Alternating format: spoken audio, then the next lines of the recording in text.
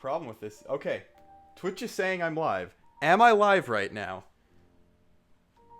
That's the real question.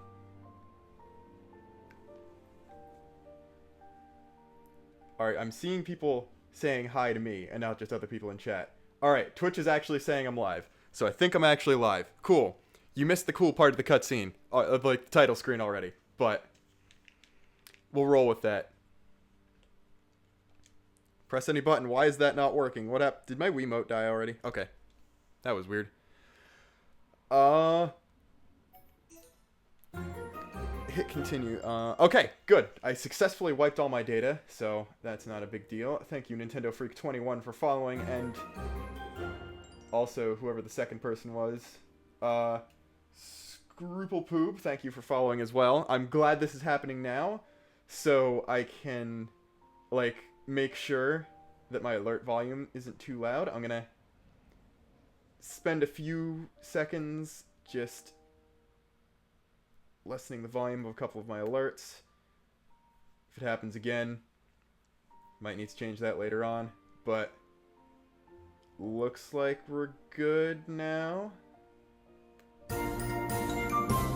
Okay, never mind. I need to decrease the volume of that one too. Thank you for the bits. Might be here for a few minutes, just screwing around with the volume. But just take in what little of the main theme you can from here. This is the I actually never mentioned this, but this is Wii U.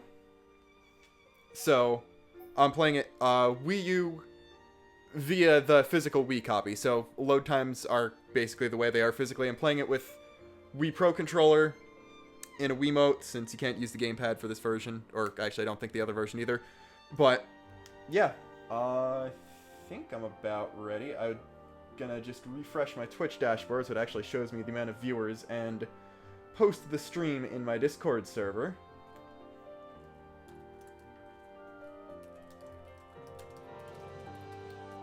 And also, before we start, okay, yeah, it's still telling me I have no viewers, but that's clearly not the case, so we'll just roll with that. But do I sound okay? Like, does my voice sound good? Because I might need to change to a different microphone if it doesn't. So I'm just gonna wait until I see people responding to that, and then I can get started. So like, just like, all right. So my voice sounds like it does in the videos and not the other Splatoon streams. Then we should be good. Just head back to the dashboard here, in case I didn't miss anything. Thank you for the host. Okay, we got the viewer count, so let's go. Time to mute myself.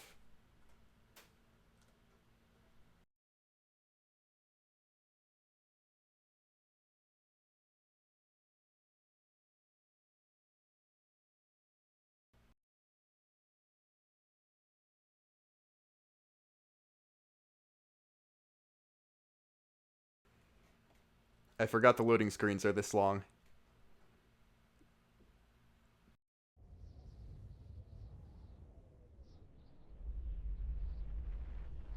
Long ago, the world was nothing more than an endless sea, cloaked in a boundless sky, reaching as far as could possibly be imagined.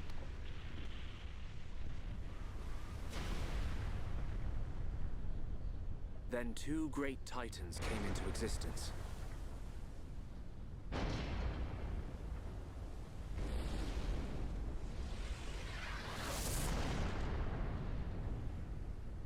The Bionis and the Mechon.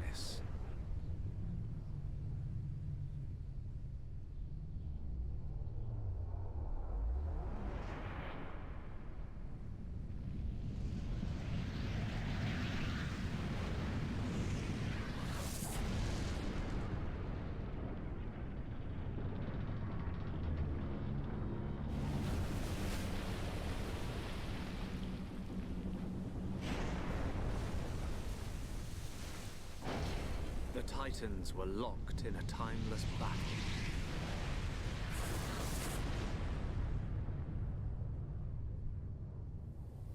Until at last, only their lifeless corpses remained.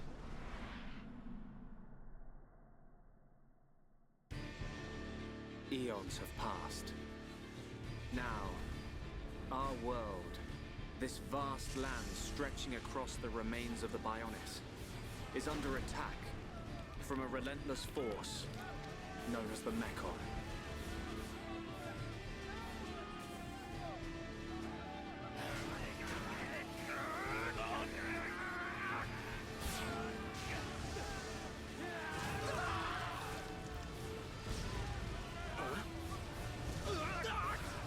Retreat! Retreat!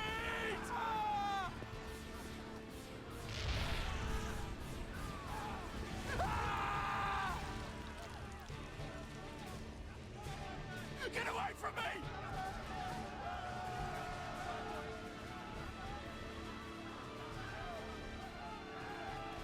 Retreat! No retreat! The Mecon's unknown! No!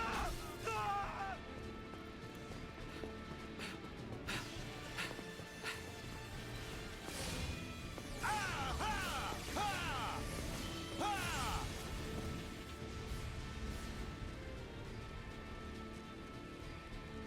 They're advancing down our weak right flank.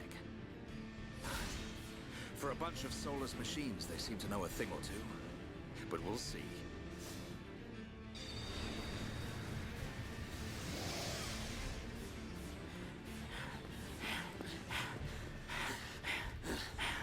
Young man,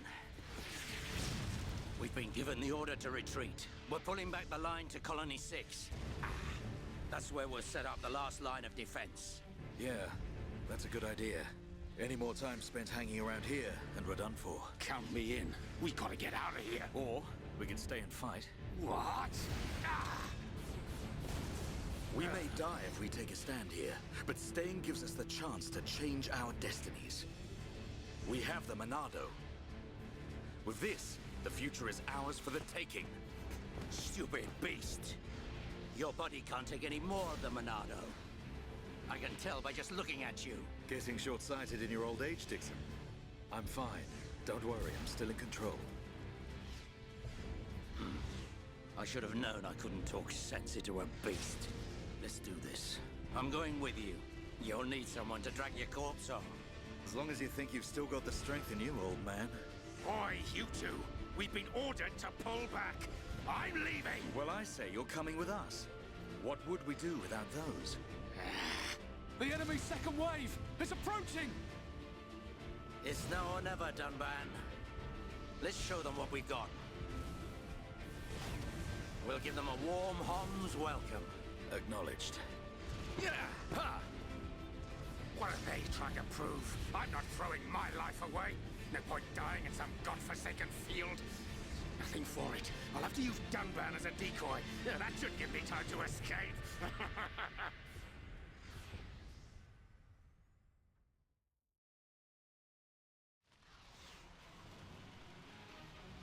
Alright, wow.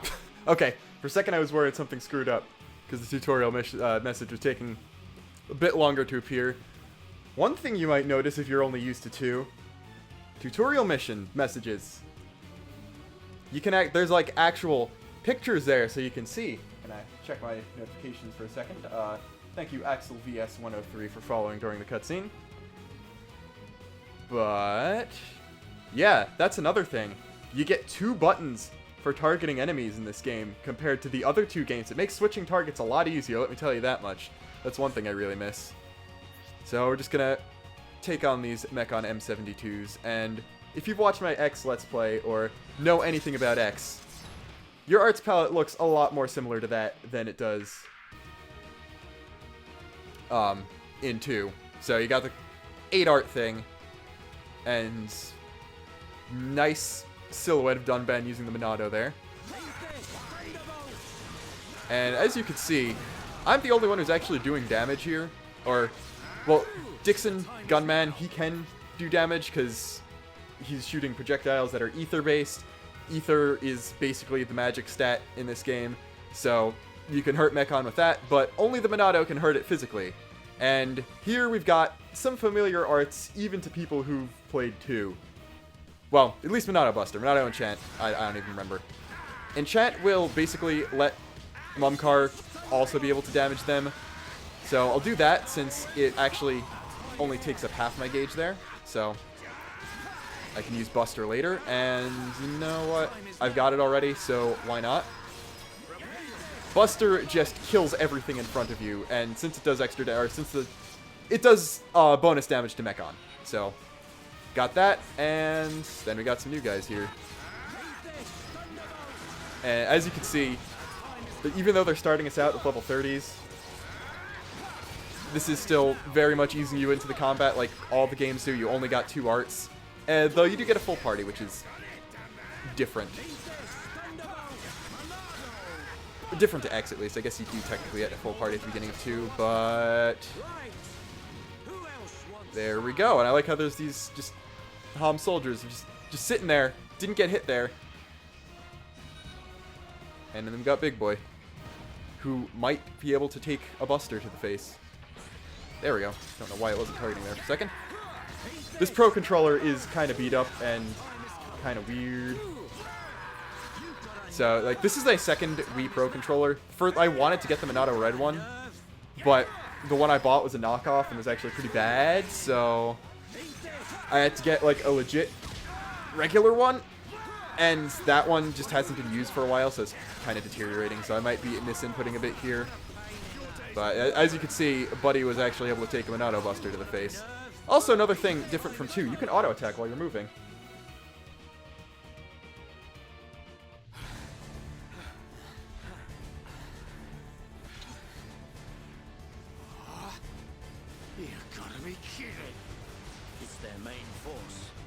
Looks like the Mechon are hell-bent on taking us out.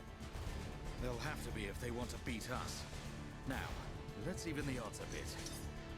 You heard him. Dixon, Mumkar, let's do this.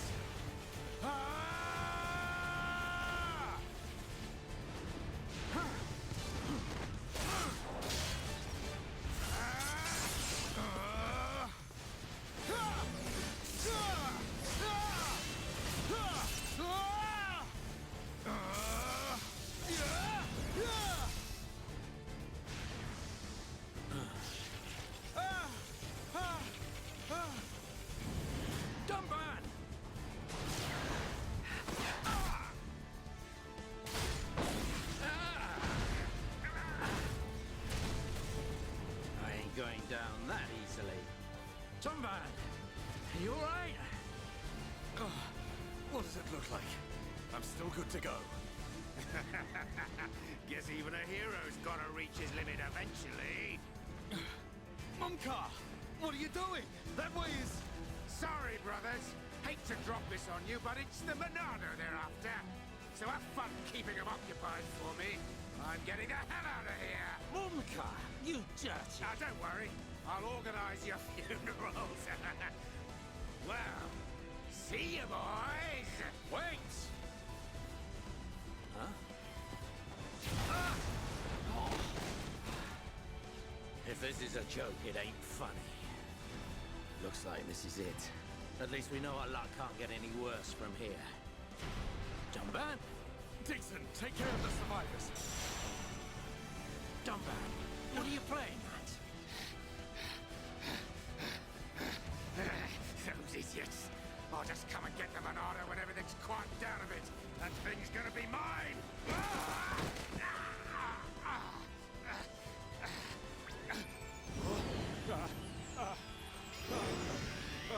Oh no, please!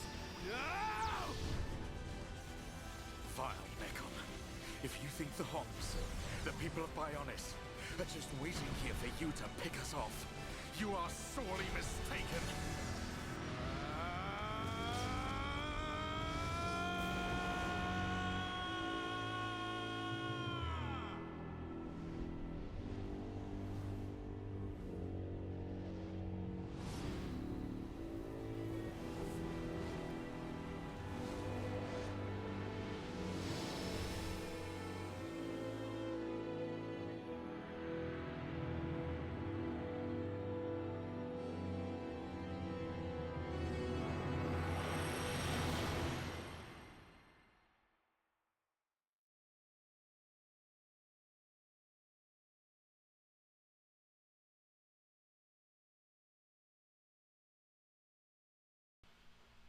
I don't want to unmute for long because this loading is just going to load into another.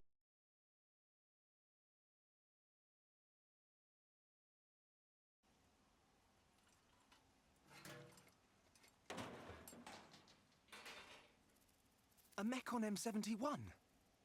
I bet I can use its optical system to align one of the anti-air batteries. Oh, no good. It's broken. The joint section. It's buckled. It's completely useless. Ugh.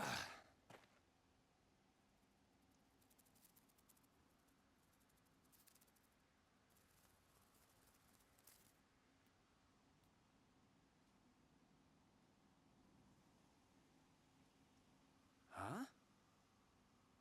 An M69!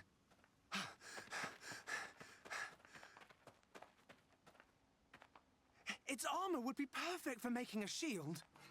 If I can just get it off, I should be able to... Shulk!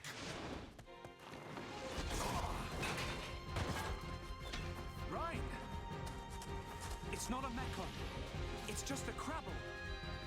It was using the Mechon armor as a shell. I'll lure it away and topple it. When it's down, use your arts to finish it off.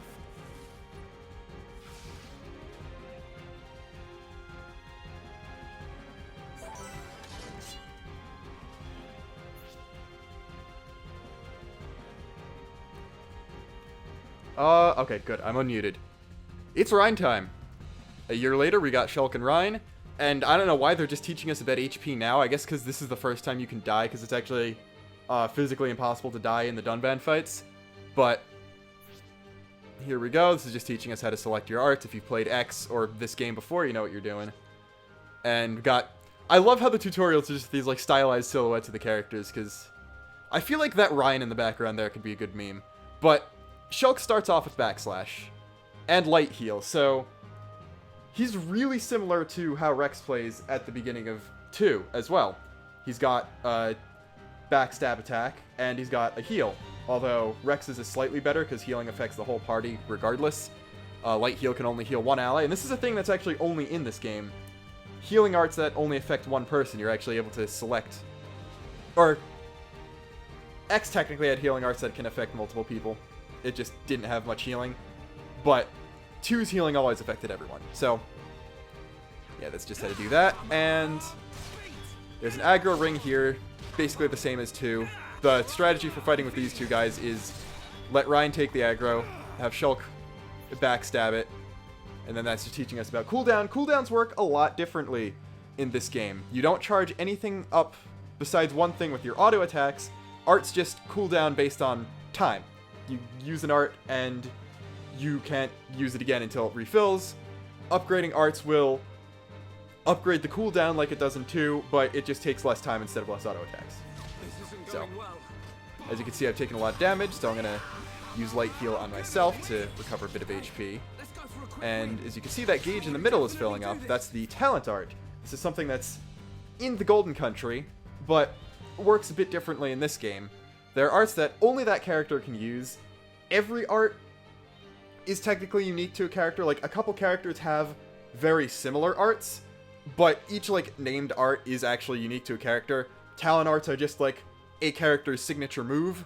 So Shulk's here is Turn Strike, which is the first thing we've got that can inflict break.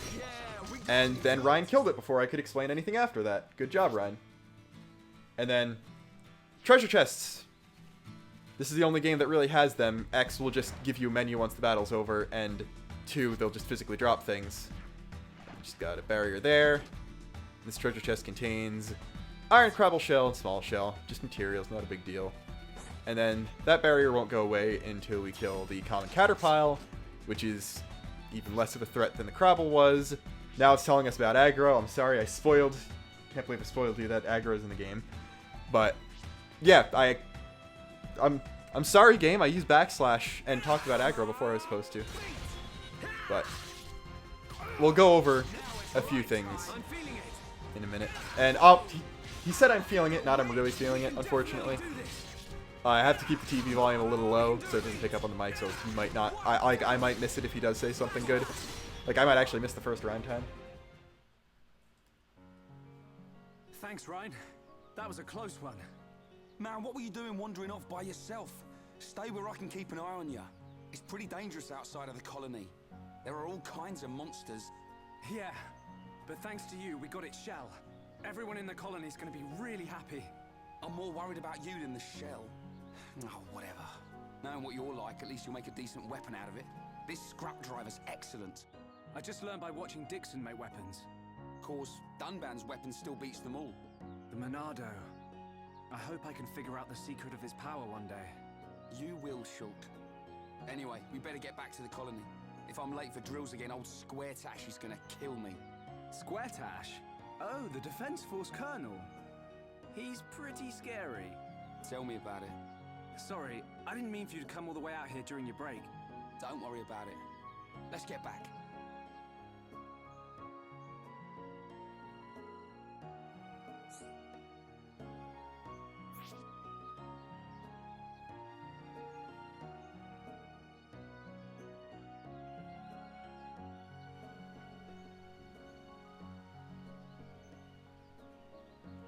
Alright, for whatever reason, my OBS hotkeys aren't working particularly well, so some things might be a bit screwed up. And I don't know why, but the game decided to fix itself. The black bar that was on the bottom of the screen is gone now. So that's good, at least. Like, my hotkeys are barely working on occasion, but... Oh! It's only there in a specific scene. Okay, that's the problem. Unfortunately, that's the scene I use for cutscenes, too, which is worse, but... Got our arrow. Got camera control is a very important thing. And there's your save menu. Love that old Wii. And yeah, that's a thing that they should have had in 2. The ability to watch tutorials a second time. Anyway. I'm gonna go through everything that's happened. Okay. Just the one bit, which I think did show up on the screen just barely in time I swapped the scene, right? So, thank you for the singular bit. And... apologize for the hold-up, but I'm gonna fix that little black bar there for the cutscene scene. If you're wondering what I'm doing, I have one scene that's specifically like just the capture card, and then one scene that's like everything. Like if I swap to my regular scene, that's like with all the stuff. Like I got the Koichis I use to cover up stuff. It's easier to switch scenes than to toggle the alert overlays on and off. But I'm just gonna have this scene.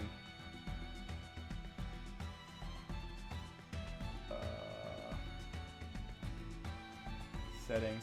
Sorry, I did this once before. I already forget what I'm doing. Edit transform. No bounds.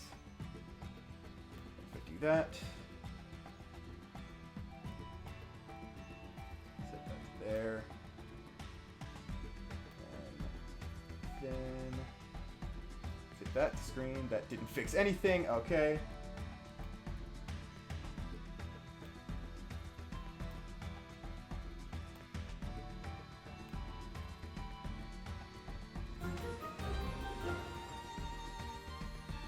You know, just for consistency, I'll hotkey the other scene to just... Why are my hotkeys not working? That's really weird. Okay. I'll hotkey the other scene to just turn the alerts on and off, and then I can mute my mic and undo that. So, that should work fine. Oh. Thanks for the follow, Jeff. Good job. I didn't know you weren't following me. As a matter of fact, but it's a weird fix, but it's a fix nonetheless, so not complaining. Anyway, now that we're here, we could just make a beeline to where we're going. I don't want to fight like these little guys because I don't want to get too over-leveled. It's a little difficult to... Like, you can't be too over-leveled. Oh. Okay, got the nice follow string here. Thank you, JC101 official, Deep Memory, and Sorrow's Third for following. I'm glad you guys are really good at predicting when I'll run into a tutorial. But Collectopedia, if you watch the X Let's Play, you'll know what that is. I hit the wrong button. See, minus and plus are in different places. Minus is a map. This is also a thing that's only in X and this game. The map fills in as you complete things. So, you can only see places you've been, let alone only go to places you've been. But, there we go. I kept pressing the wrong button for the menu. I forgot that you can't check things. Like, I can look at Shulk's equipment. I obviously don't have anything to give him, because, like, I could give him Ryan's gear. I'm not going to bother doing that. But, yeah, we haven't even unlocked the ability to swap a different character into the lead, unfortunately. Thank you, Pokefan NK. It's either Pokefan NK or Pokefan K. Not sure how to pronounce that, but thank you for following all the same. We haven't unlocked a lot of our menu options yet, but that's okay, because we'll get there soon. I'm pretty sure I'm going to shoot for maybe the end of the Colony 9 arc by the end of the stream, depending on how things go. Also, yes, jumping is in this game. It's a lot jankier looking than it is in any other games, because jump momentum works a little differently. I can jump and then start moving in midair, and it makes no sense, but it looks amazing, so I'm never complaining.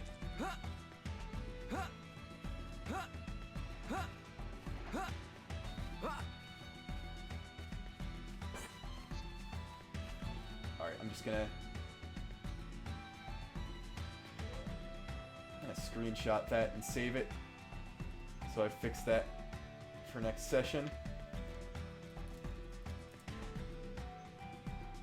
But anyway, do I want to be level 2 or do I not want to be level 2? That's the real question.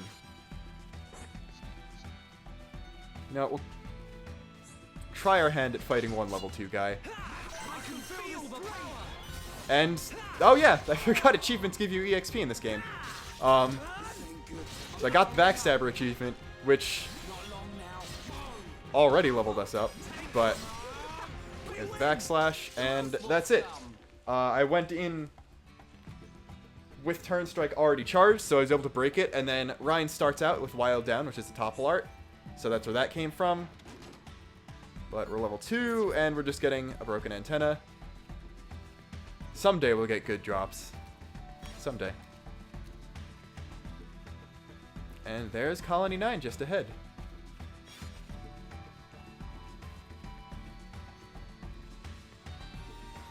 As you can... Oh, never mind, cutscene.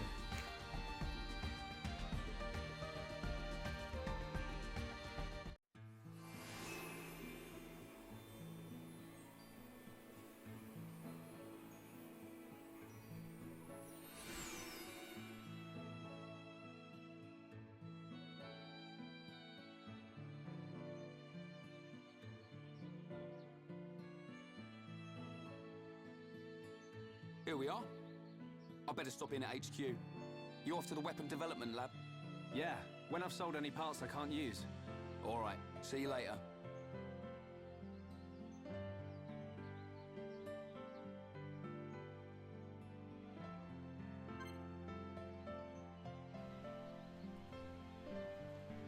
Okay. Just got our Shulk here. He's on his own. And they're teaching us about shops here. Selling loot is actually really important here, and I'm going to skip through a couple of these tutorials. As you can see, discovering stuff gives you EXP. It's just regular EXP, not bonus EXP. And we're also getting things called affinity coins, and we learned a new art. I don't think the menu's opened up enough yet for me to actually see and explain what those arts are, but talk to Marsha, we'll get our first quest. Grandsons are having an altercation.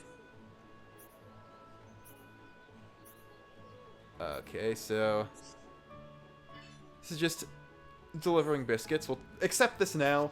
it's best to not do quests when you don't have people in the party. So I'm going to wait until someone like Ryan comes back in the party to actually complete the quest.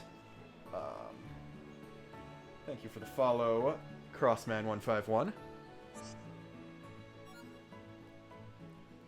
And we got the Marsha's Biscuits key item. And here's our affinity chart, which, again,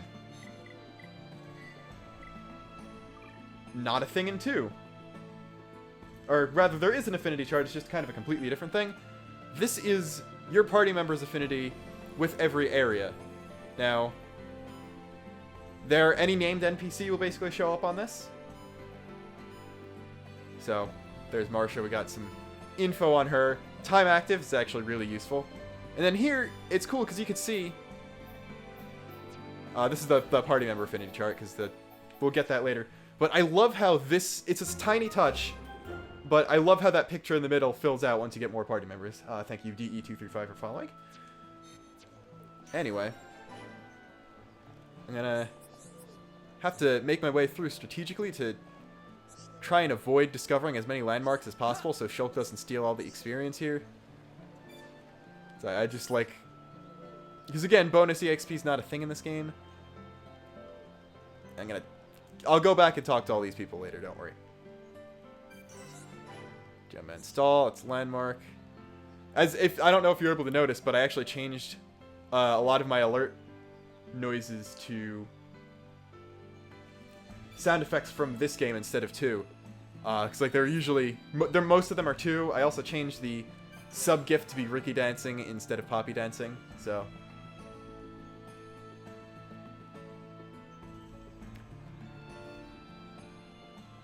as far as I'm pretty sure Ryan won't sync level when he rejoins. I know like later party members do. I didn't think Ryan does. If he does, then I don't need to worry about this.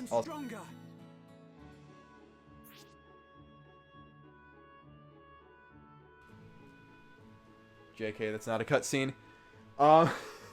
You can see how long it's been since I've last played this game. That's just telling us that landmarks do landmark things. Here's the cutscene. Yes, streams will always be uploaded to YouTube within a couple days.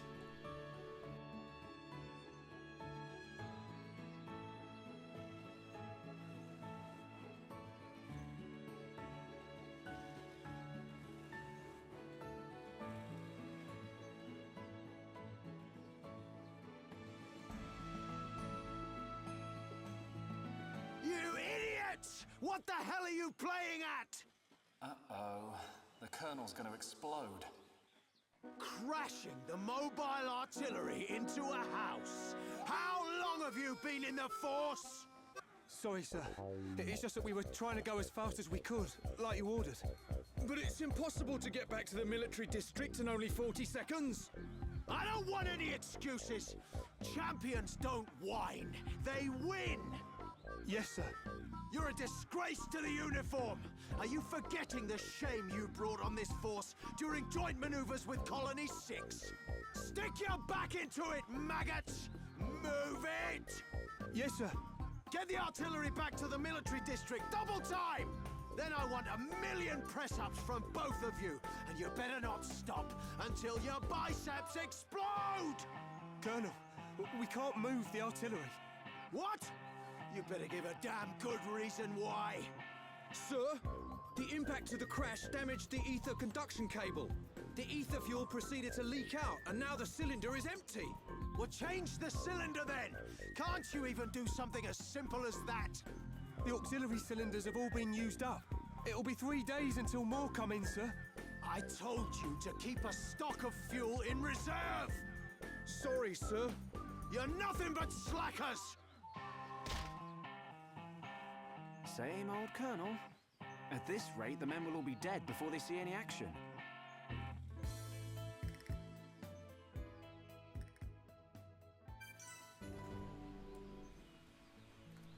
For those of you who are not aware, Vanguard is the Van Damme of this game, as you can probably tell. They kind of all tend to have the same general character. And you can see Shulk's sense of humor. It's a little drier and a little more sarcastic than Rex's. like, I personally feel like, people give Rex too much for being dumb, because you go from older scientific genius Shulk to 15-year-old, no education past the age of 10, blue-collar Rex, and expect him to make as intelligent of the decisions as Shulk does, but they're all good boys.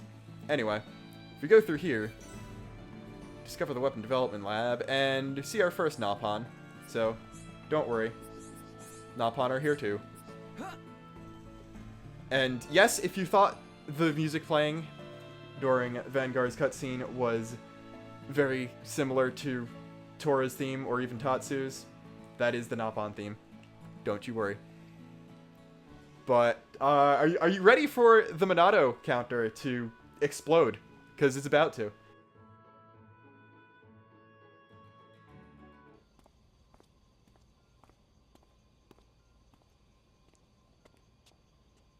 All right, Shulk. How are you? Dixon! When did you get back to Colony 9? Just now. I see you've been busy. Looks like your Monado research has been going well. I made the right choice leaving you in charge. Your research notes really helped. So, you can activate it now then. Well, anyone can activate it. The problem is controlling it. Yeah, for everyone except him. Yes. If anyone other than Dunban were able to control the Monado, we could surpass any military force in the world. You think so? What are these hidden functions you mention? It's still only conjecture, but it's starting to look like the Monado might be something far more significant than just a weapon for defeating Mechon. I see. And the evidence to support your theory? It's the symbol that appears in the center when it's activated. What I know is, the central piece is made from multi-layered glass. The symbol appears on the top layer, and each layer is constructed differently. So it's possible that other symbols could appear on different layers. Which means... the Monado might conceal even more power. Am I right? if we could just unlock the Monado's power. Dunban! Dunban! Prioritize the most severely injured! Come on, get a move on! Dunban! Don't look like that. I haven't gone yet. Shulk.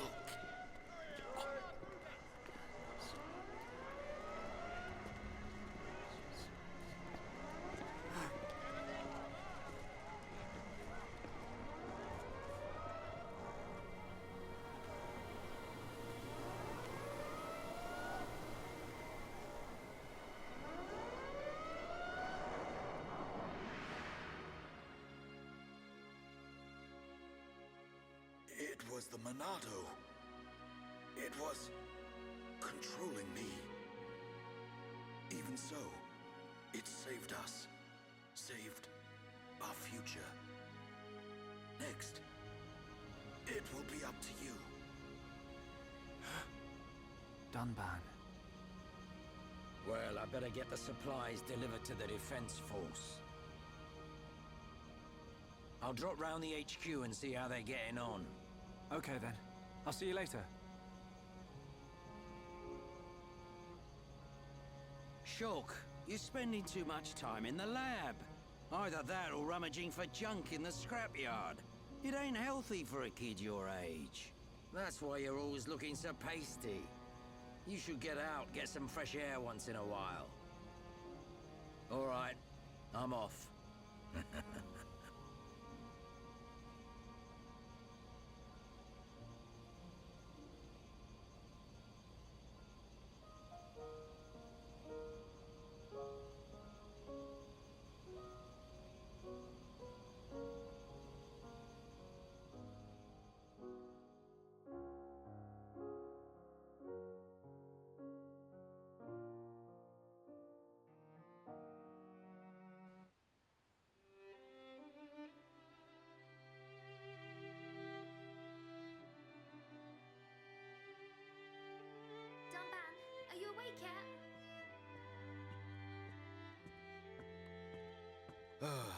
Is it time to eat already?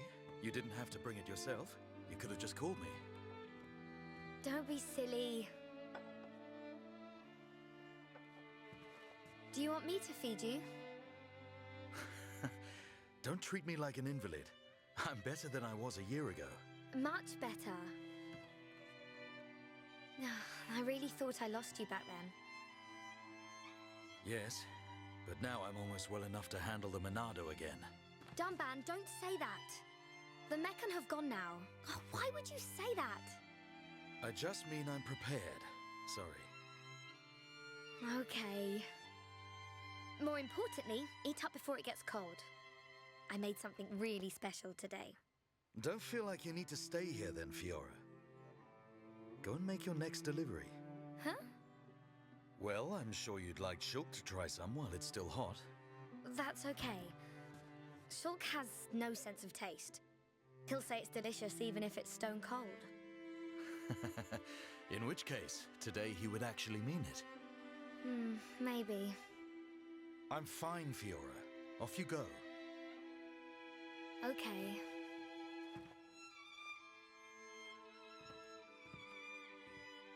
Dunban, thanks.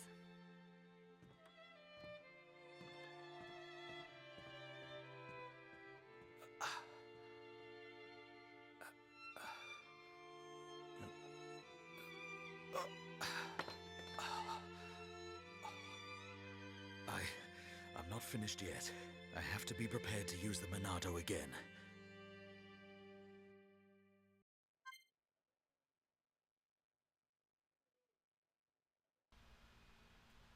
And yeah, we're actually playing as Fiora right now. And we got a story quest, which is go find Shulk and give him the food. And yeah, that's about it. I know there's gonna be another cutscene the instant I walk out of there, so first off, thank you, Draco Jester, for following. And I love how the cutscene where Shulk was like, yeah, he's the only one who can wield it. You know, except for that one kid from the other universe. And the cat. And the guy who's kind of like Rhine. And the woman who reminds me of Dunban. You know, maybe I'm kind of bad for not being able to wield it. But just in retrospect, that's really funny to me. But thank you, Black Dino. I'm assuming it's supposed to just be pronounced either Black Dino or Black Dino, since it's a 0 instead of an O, instead of like Black Din 0. Regardless, thank you for following. We're about to run into the next cutscene.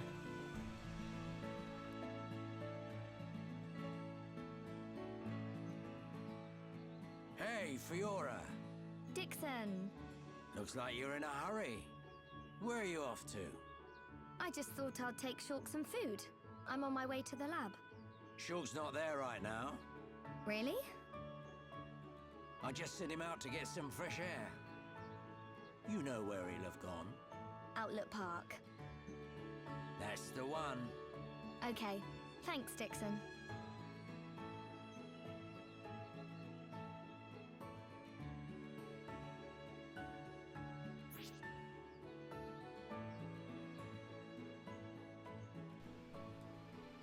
Alright, this is just saying, play the game by playing the game, and hopefully there's a level 1 around here somewhere.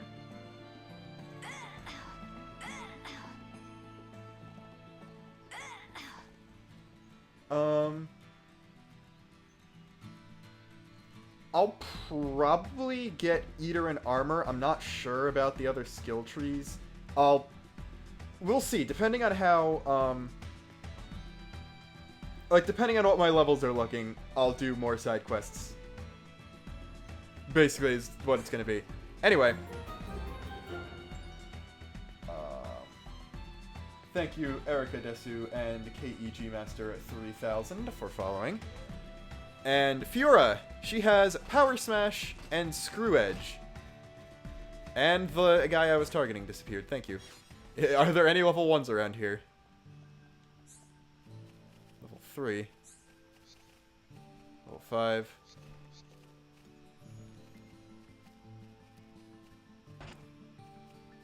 Let's let's see.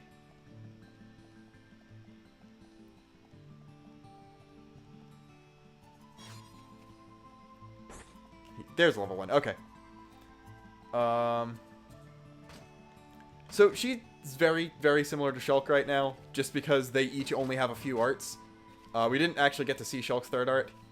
Like in X, you can open up a battle by using an art. Fiora's Butterfly Step is just pure damage, but she's kind of better than utility.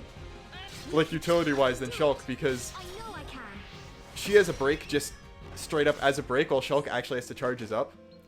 And you can't spam auto-attacking because moving doesn't reset the animation in this game, so... If you want to topple people, like once we get Fiora and Ryan in the party at the same time, it's actually better to go with her than Shulk in my experience, and just have Shulk be on healing duty.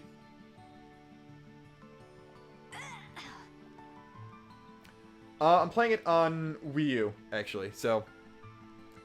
Very, very, very slight upscaling from the Wii version. And obviously not top. Like, I only have a laptop. I don't have a desktop computer at all. I don't think that my laptop could run Dolphin at even 480p and stream at the same time. So this is like the best resolution you can get a legit copy of the game on.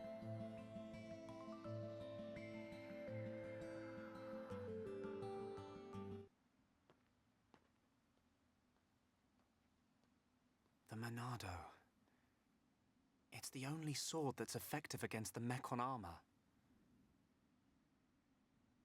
They say that before time began, it was wielded by the Bionis. The same Bionis that we all live on. It must have a secret. That's how Dunban was able to destroy so many Mechon. And why he lost the use of his right arm. If I can just unlock the secret of its power. Shulk!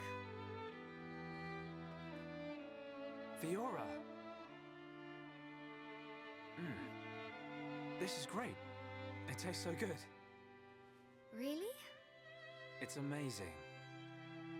Oh, Shulk, you say that every day. Not quite. It's always delicious, but today it's amazing. Oh, really? Yeah. Oh, thank goodness. I used some special herbs and spices today. So if you said it was just the same as usual, I'd know for sure you had no sense of taste. What? Oh, nothing.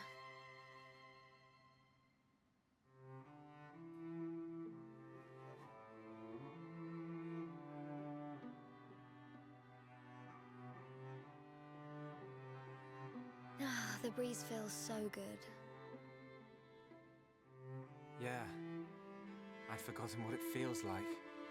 I never thought it could be so quiet here. You're spending too much time with Ryan. You're getting used to all the noise he makes. Yeah, maybe. Oh, it's so peaceful. You know, Shulk, I hope every day can be like this, always. Huh? The debris siren. Strange. There hasn't been much falling lately.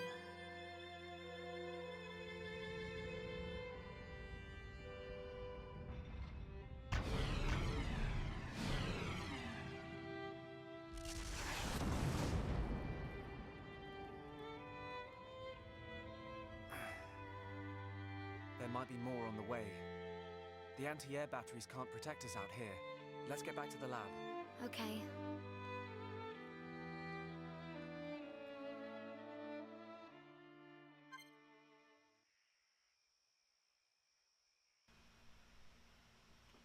Alright, now we got the dream team. Shulk and Fiora. Double the breaks, zero the topples. And here we go, new mechanic. Affinity Cry. Tension is a thing that I haven't really gone over yet. So, when that becomes relevant, I'll go over it. But you can walk up to a person and press the B button to increase their tension. Tension sort of works the way Affinity does in 2, but it's between all the party members and not just a single driver and blade. And in this game, you're actually also able to, if your party member gets toppled, you can pick them up yourself and not have to wait for it to run out. Heart-to-hearts, I will be doing basically every heart-to-heart that I come across and I'm able to do. Like, I'm not going to go out of my way for any of them.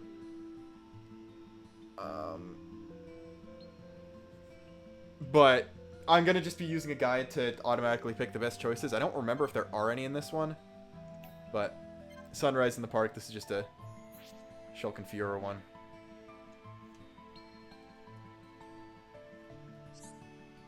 And yeah, these aren't voice acted, so.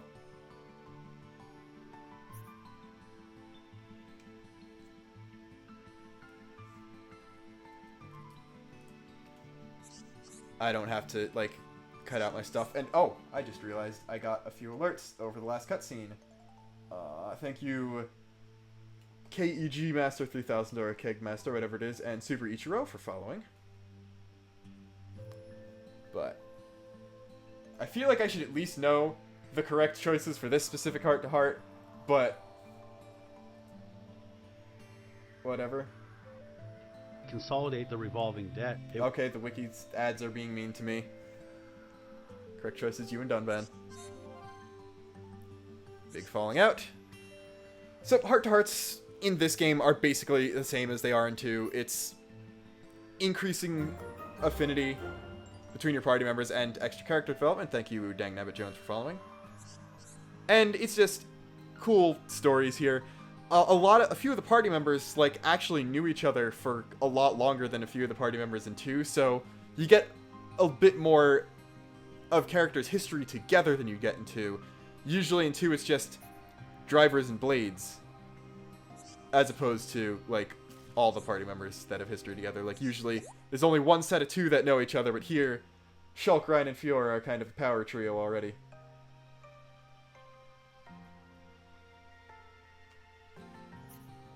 But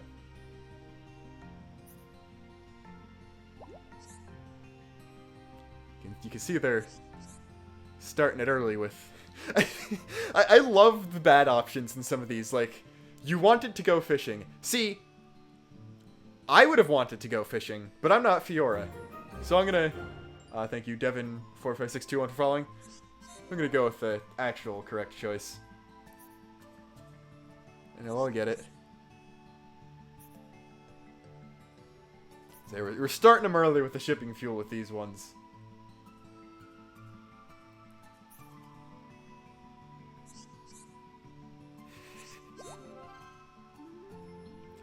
Good job, Fiora. It's not too hard to get one over on Shulk.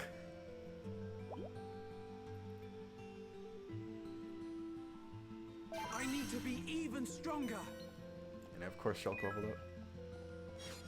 Actually, that was from the achievement for succeeding at a heart-to-heart. I'm obviously not going for 100% achievements either. And yeah, we're already getting a lot higher level than I want to be. I want to be like level 10-ish for the first boss. And I'm already like 5 on Shulk, so just not gonna do that. Although I can fast travel. I only just realized that. There isn't really a marker, and I wasn't paying attention to where we're supposed to go, so I just go to the gem man stall. Listen here a bit. I think that was the achievement for skip traveling. Okay. It's supposed to be over here.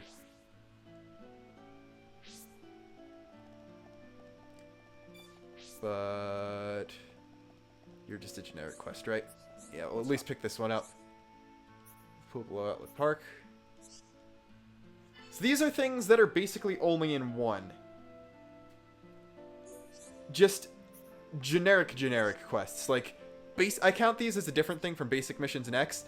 These are literally just gather a certain amount of items, kill a certain amount of enemies, or kill a certain unique monster with no difference throughout the entire game. But they're like, whenever you go into a new town, you're going to want to pick them up, basically.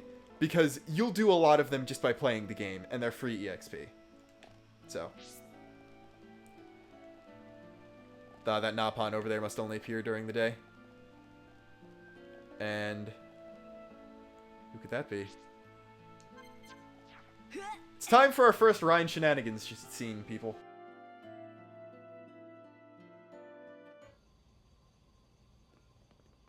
Ryan? Ryan, what are you doing?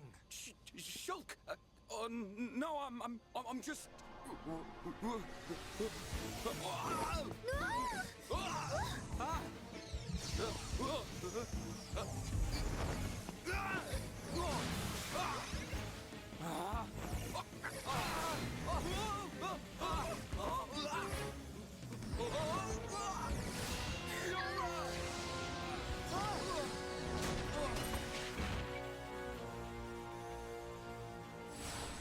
Ryan! Goodness. Fiora, are you okay? I'm fine. It's broken. What? What do you mean it's broken? Don't you care about me? I could have died. You're not hurt, are you? The Monado can't cut people. More importantly, what were you thinking, Ryan? Sorry, I came to ask a favor, but you weren't here. And I saw the Monado and... I know I'm here a lot, but even I need fresh air sometimes. Is your body still feeling numb? We have to be very careful with the Monado. It's not a toy. I know, man. I just wanted to touch it. Didn't know it would do that. Sorry. But is it true? The Monado really can't cut people? The pattern in that circle. Or maybe it's a symbol. I think it shows which power the Monado has at the moment. You think it's... a symbol? Well, if I can find a way to increase the number of symbols, I should. I'm sure that's all very clever. But why were you more worried about a machine than me, Shulk? Well, I just explained why. That's not the point. Sorry.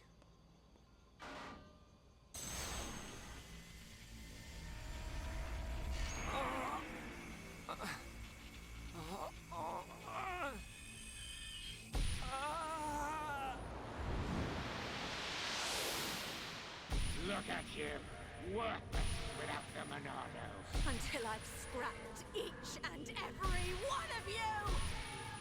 So, of course I want to get my revenge! Your blade, it did not cut deep enough. No!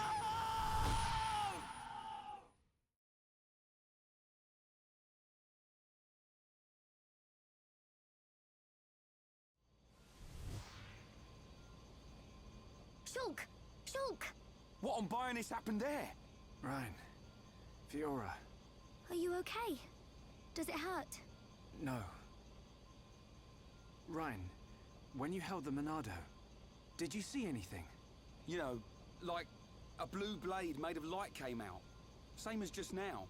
I don't mean that. A feeling like time had stopped. And then... Time had stopped. So, was it only me who saw that? That sounds strange. Is it another Monado thing? Who knows? Anyway, no matter how good a sword it is, that's what happens when you hold it. Looks like Dunban really is the only one who can use it. I won't let my brother use it ever again. Not after what it did to him. Oh, sorry. I didn't mean it like that. Anyway, the point is I'm fine. To be honest, this has happened a few times before. I've been researching the Monado for a long time. Shulk, don't act as if this is nothing. Look, don't worry about it. Anyway, Ryan, what did you want to ask me about? Oh, yeah. Old Squaretash has gone and put me on punishment duty. Fancy tagging along? Punishment? The Colonel was pretty angry today. Did he hit you? Well, whether he hit me is neither here nor there, really. Although, actually, he did end up hitting me. And that ain't all. He made me do 1,000 squats and sit-ups. Whoa, nasty. Yeah. And now I have to go all the way to the Magmel ruins and back. So you have to go and collect the ether cylinders? That's the one. They're used to power the mobile artillery.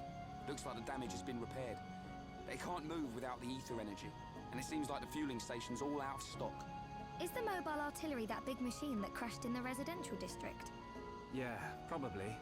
You know your way around there, right? Yeah. Okay, I'll go with you. Yeah. Knew you would. Hold on. The Magmel ruins are in Tephra Cave, right? I heard that there's a Mel lizard nest there. I couldn't take it if anything happened to Shulk. He's delicate. Not like you, Rhyme. What are you on about? I'll be fine. I can take care of myself.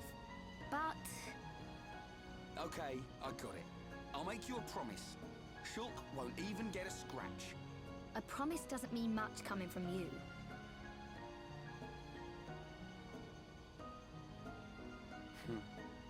She don't trust me at all. Nah, she doesn't mean it.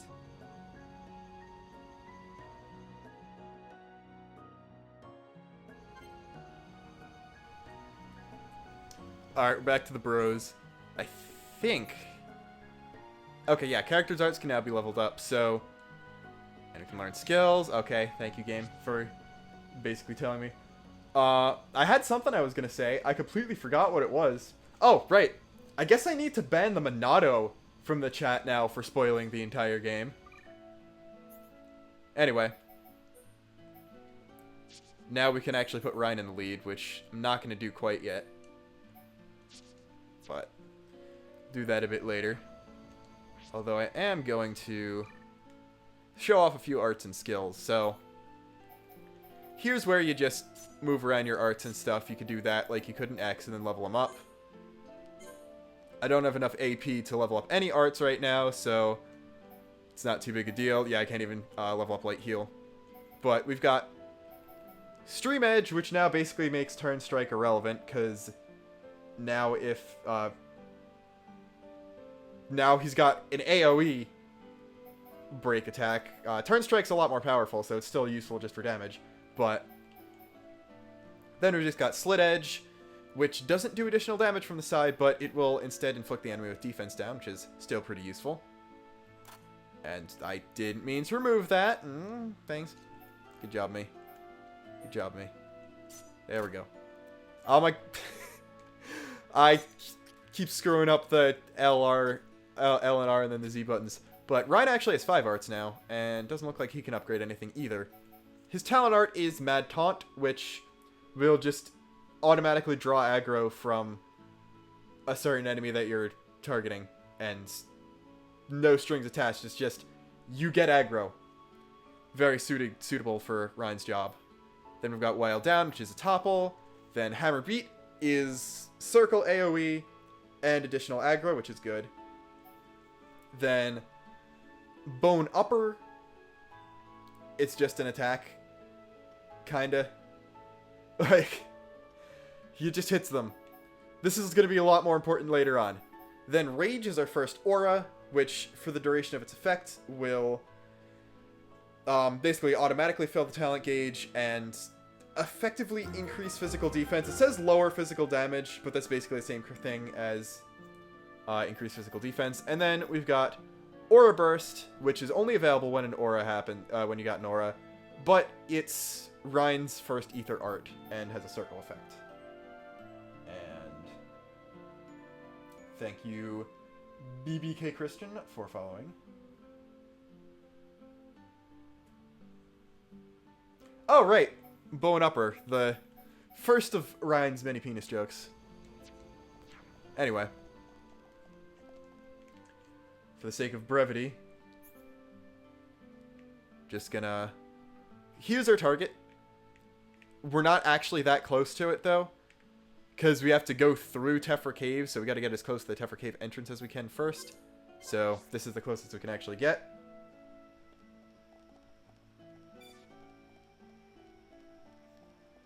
And let's see, some little vangs. Yeah, I'm just gonna go straight through.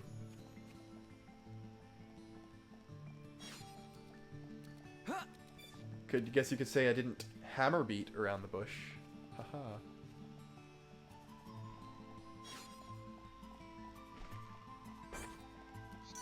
That's kind of a shame. Like, I could change to daytime, actually, because I actually really like Colony 9's daytime theme. Just for whatever reason, it's one of my favorite area themes in the game. Icon-wise, if we go back to these wood bunnets, those little circles underneath them, that means that if you attack one, the rest of that type of enemy nearby will attack you too. So, it's like enemies that fight in packs. Yeah, I'm not even going for Collectopedia completion either. It's probably worth mentioning now. And, you know, you'll notice, if you've played 2, you'll notice a lot of similar enemy types. Just the... thank you, Schlurp and Dirt, for following. The time you see them is a bit different, because there were no Antals this early in 2. That's for sure. Although, I guess Bladas are basically the X-equivalent of Antals, and that was the first enemy you fought was one, so... anything works. And then up here, is this where it is, or is this on the other end of the hill? There should be our requisite early game unique monster around here somewhere. Or do you not spawn until later? Okay. I'm either in the wrong place or it doesn't spawn until later. In case you can't tell, it's been a while since I played this game. And here's our entrance to the cave. There's actually a heart-to-heart right there that I don't think we can access right now. There's a side quest right there.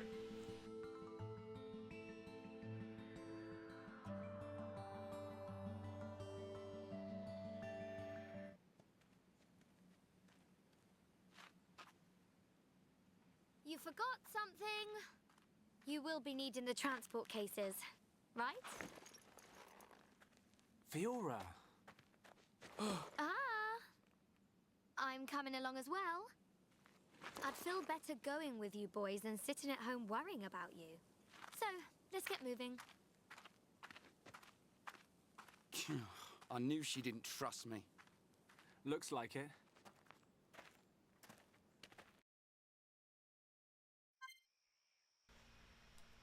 Here we go, that's what I was waiting for. Getting Fiora back in the party.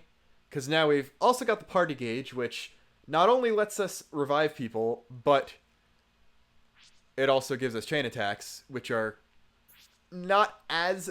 it's hard to tell whether or not they're as broken as they are in 2 or not. But now that we've got a full party, we can start doing a few side quests. So this guy just gives the generic quests, or some of the generic quests for Tephra Cave. Or, well, they're technically Colony 9 quests, but it's kill Tephra Cave enemies, so... get these here, then backtrack to Colony 9 and accept some of the quests there. One more thing, Male Lizards, that's the actual difficult one. For everyone in the Defense Force. That was it, right? Yeah. Just telling us where to go. So, I was wrong, it was pointing us here, and not anywhere else, but that's our actual target. And here, this heart-to-heart requires more affinity with Shulk and Ryan than we have right now. And...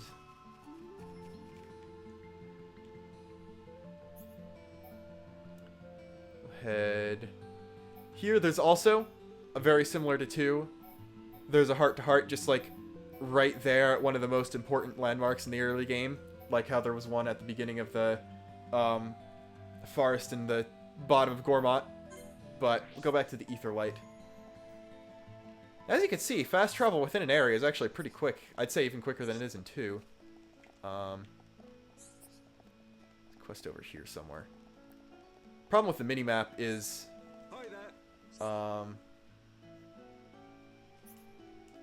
the indications for, like, the exclamation marks don't load in very easily.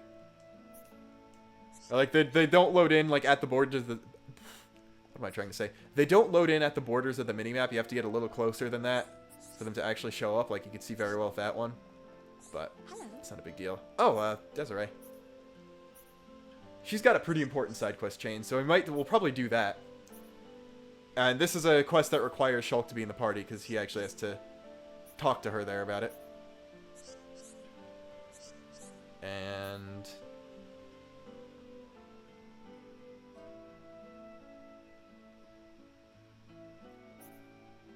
we've got to fix her watch. That's literally go to Shulk's lab to fix it. So we got that as a key item. I'm gonna swing through here because I'm pretty sure there's one monster slaying quest around here somewhere that might be only in the day though. But thankfully this has 2's time changing mechanic and not X's, so you can change time whenever you want. There we go, I knew that guy was there. Hand bonnets. That's easy. I think you just give us some of our generic kill guys things. Yep. So we'll do a few of these things. Unfortunately, the enemy variety in the early game isn't too great, so we'll be killing... oh, there's another one. I forgot about that. We'll be killing a lot of the same type of enemy. But they go down so quickly, it's not that big a deal. Like, once you get 3 party members, the lower leveled enemies in Colony 9 are kind of a joke. Vang Teeth, so we can kill those guys probably in Tephra Cave. Like, we can kill Colony 9 Vangs for them too, but they're more frequent in Tephra Cave. For the most part. I'm missing another one up here, I think. Yep, down there. Here's our first Napon quest. Okay, that's a kill a unique monster one. Yes, bash monsters on head. Very, very good development. And I'm gonna be that guy who's that lazy and will skip travel just for that much. And this guy I think is Lake Flammy. Yeah. Battery safe. You're gonna have at least one more, aren't you? Yeah. Baby Armus. Yeah, that's another thing. In 2, if you killed Ardoran when it was a baby, you missed out on the best farming in the game. In this game, you're required to kill Baby Armus if you wanted 100% all the quests. But, yep. Every time we get to a new area, expect to see me running around gathering as many of the generic quests as I can. 2 small shells. Those will come from Crabbles. I think we might have actually gotten one of them already. But Shulk's desk is there. There. The hit detection on that is a little weird, but need 3 blue chains. So, I think those are Colony 9 collectibles. Yeah, okay. We'll just warp around and start killing things. So, I'll head here first to get the skeeters and stuff.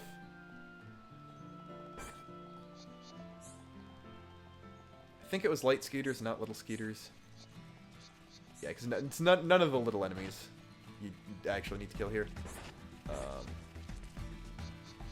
Little skeeter, little bunnet. I think the baby Armus are down this way, though. Huge Crabble. Okay. As you can see, fall damage is a thing, too. I don't want to get past level 7. Because the first boss is level 8. So I don't want to... Oh, wow. I'm going to be terrible with this Battlestar Affinity to begin with.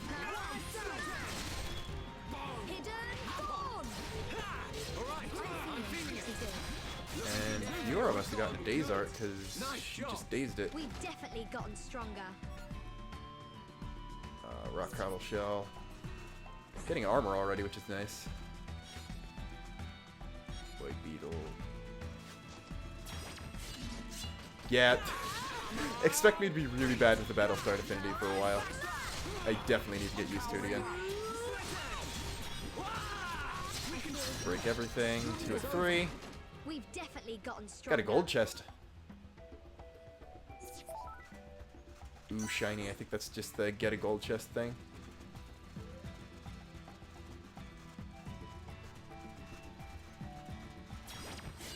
Everyone, let's go. There we go. I finally got the affinity. A little bit. And Shulk said everyone, let's go. Now it's ride time. I heard now it's ride time for the first time. Fiora, nice attack. I hope everyone else heard them. Heard that? There's one of the small shells, and there we go. 2 quests in 1 battle. Thank you, Emperor Egg, for following. Then there's some more beach crabbles, and yeah, it's kind of weird. You don't get your unique monster tutorial until you target your first one. So we're gonna give that guy a bit of a wide berth for now. Discovered anti-air battery 1. And you know, I was actually toying with the idea of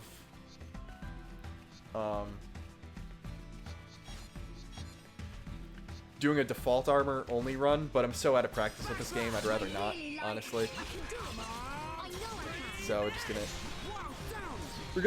if you've seen Chugga's LP, we're gonna go with what he did, where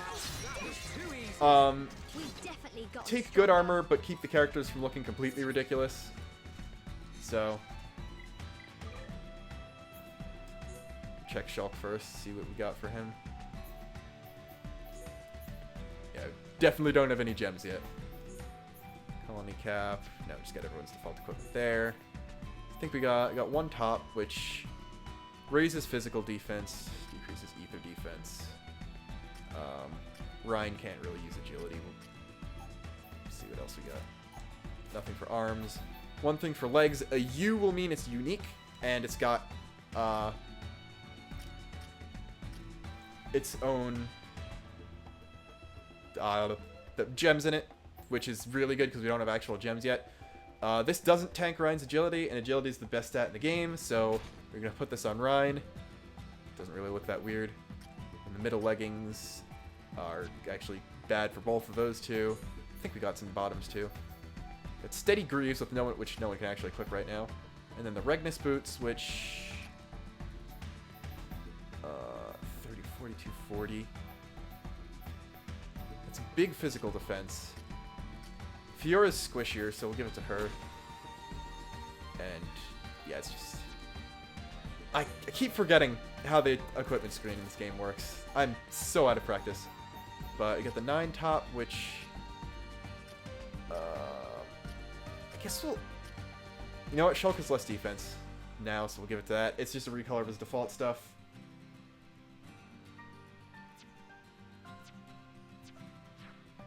Yeah, the funny thing is, the thing that convinced me to buy the game is I see a lot of people are talking about checking out that I referenced him.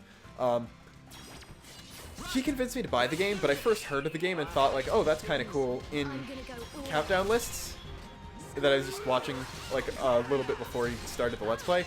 Unfortunately, those countdowns were about, like, it was the Quarter Guy, if you've ever seen any of his videos. The thing is, the videos I saw them, like, that he referenced Xenoblade in were, top 10 bosses and top 10 final bosses. So I went into the game, like even to Chugga's Let's Play, knowing some of the plot twists later in the game. But this is one of the games where the story is so good, where it's basically like it's just as cool if you know how it ends, seeing how you get to that point. Because I guarantee, even people who've played 2, if you don't know how the story of this game goes, you won't be able to predict everything that happens. And this is the first time I've actually got a chain attack. So, I'll explain that when we actually use them. When we actually use one. But that's why affinity is a big deal. It lets you get boosted chain attacks, basically. You can chain attack for longer. Orbs aren't a thing in this game, but the better affinity you have with your party members, the better your chain attacks are. Oh, I didn't actually hit the backslash there. Yeah, these guys are going down easy. I think it might actually be time to head into Tephra Cave, because I don't know if we can take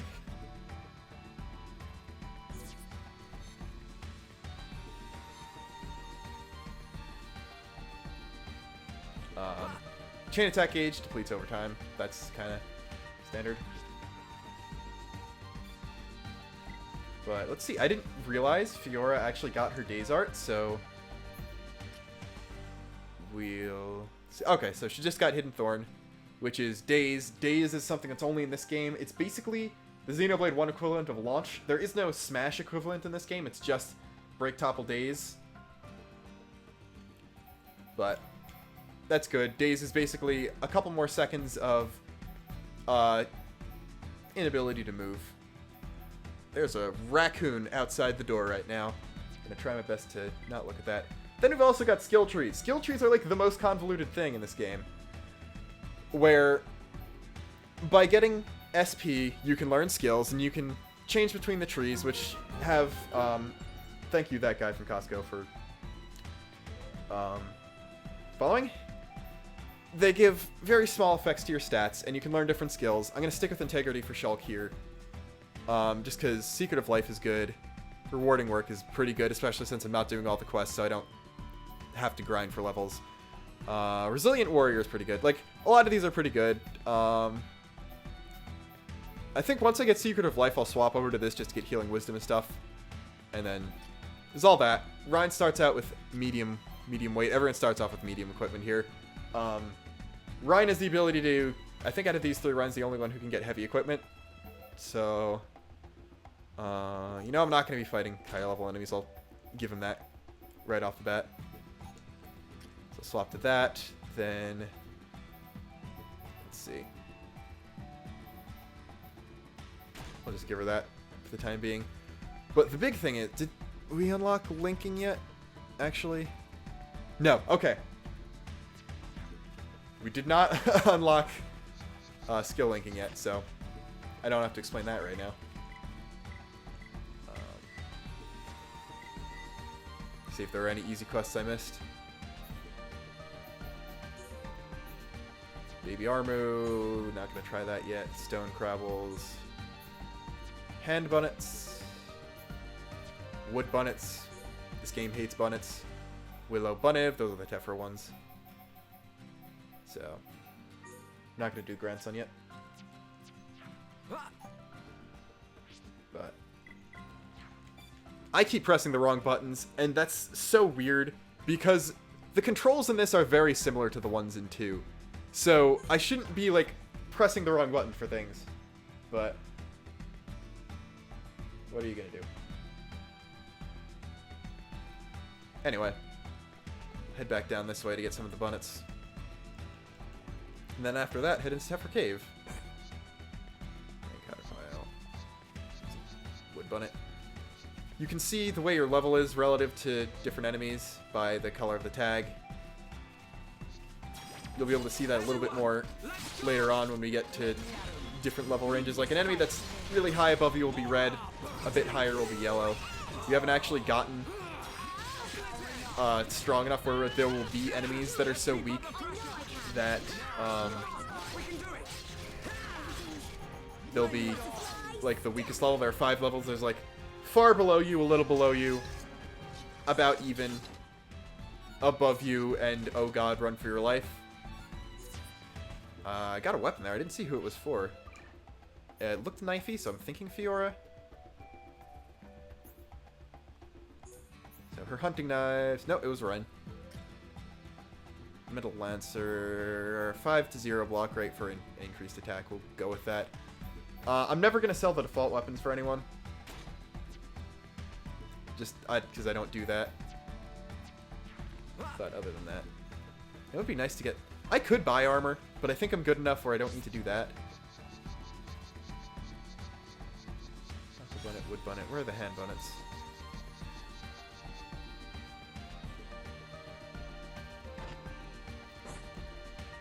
Yeah, I don't know why I didn't have that on. I could have sworn I went through the options. So, I don't know why. Oh, I don't know why that was turned off. There we go. So, there you can see enemy levels in relation to you and all that kind of thing. You'll also be able to see if enemies are sight or sound based, or if they'll attack with that.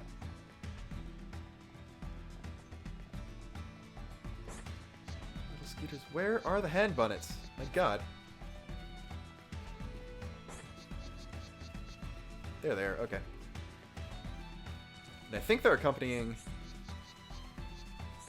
There's a unique monster around here somewhere. I don't know. These guys are only level 1, so I'm just gonna stream edge them all. I'm feeling pretty good. Lead the way, Fiora. How's that? Fiora. Okay. God, I'm bad at the time. I'm so used to X and 2's things. But there's our monster quest. Take this guy out. Too easy. Right, let's keep going. There we go. Metal Lancer. That sounds also pretty rhiny. I know Shulk can't have swappable weapons. I was talking about his pants. They don't match his shirt anymore because I changed them. Or changed the shirt. Then we've got a scrap driver, and then I got an objectively worse version because this one has slots and the other one doesn't.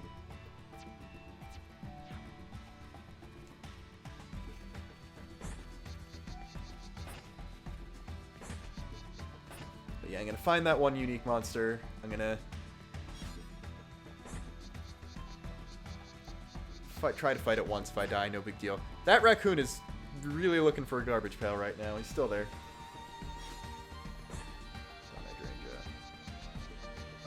I could fight some Piranaxes. So there's another thing I needed to do. Do I want to do that though? Yeah, the thing is, Peach Crabble. I always swap around looking between all the enemies in this game. Just for some reason, it's something I only do in this game in X. I don't do it as much in 2. So it's just kind of a tick I have. So I'm sorry if that gets annoying. I'll try to keep from doing that a lot, but it's more important this time because I need to actually tell the different kinds of bunnets apart. Haven't gotten any blue chains yet either. I promise we'll get into Tephra pretty soon. And might as well pick up the EXP for this area of the colony. Don't think this is a heart-to-heart we can do now. Now, if it's one that you can do with the people that are in your party already, and it's just gated by a certain affinity level, it'll tell you that. This one requires party members we don't have right now, so it won't do that at all.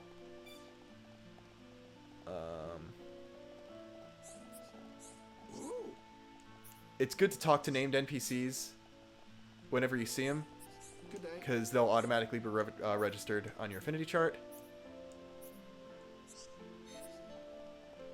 There's one quest over there I'm gonna skip. That's the biscuits.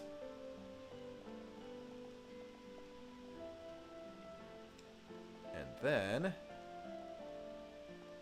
this will just lead us out to that central bridge over there. There's another quest over here. Is it a generic one, or is it the one I'm thinking of? Hello. Yeah, it's a generic. Yolkless Flammy eggs. I think I might already have one of those. I'm pretty sure I do already have one. I love the feeling of doing that. But there we go.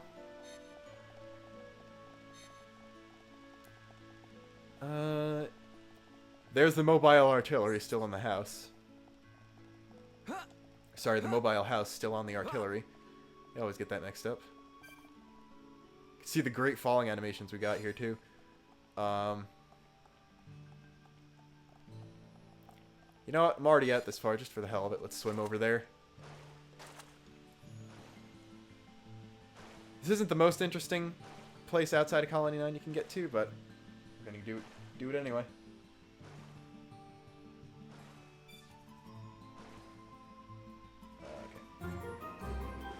You know, I was just checking to make sure I didn't miss any follows. Then I got another one. Thank you, mnapier74, for following.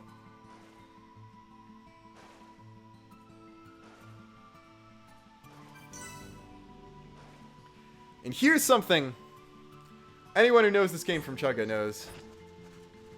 Agora Shore, he really hates because of the time it takes to get there. I took probably the quickest route, and that was still about a minute. But as you can see, the enemies here are a lot more threatening than they are everywhere else in the colony, so I'm not going to spend too much time here. Looking for the one Brog. I think it's out that way, maybe. Oh god. Gentle Mother Armu. Level 37 unique monster. That's site-based. I think that's our first site-based enemy, so we're going to avoid that like the plague. Yeah, there's not really much we can do out here yet.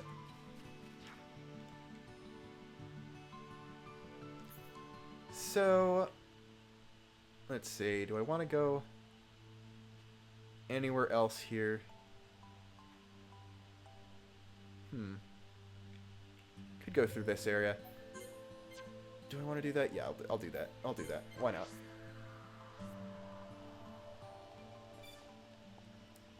Let's just explore down this way a little bit more. This is going to be a pretty long stream, so don't worry about like not making any progress. I do want to get done with the Colony 9 arc. If you know the game, you know what I'm talking about. So, a lot of things are going to happen this time. Don't you worry. And hey, that's part of the fun of Xenoblade games. Just walking around and exploring. And no, it is impossible to go to the Lifehold Core immediately in X. First off, in Chapter 1, you're for the first couple chapters, you actually can't leave Primordia, which is problem number 1. And problem number 2 is the Lifehold Core literally will not appear until you accept Chapter 12. I could kill a baby armor right now, but I don't want to. Some more Flamies, some more Vangs. Yeah, this is another area right underneath the park. Whoa, it's a bit of weird slowdown.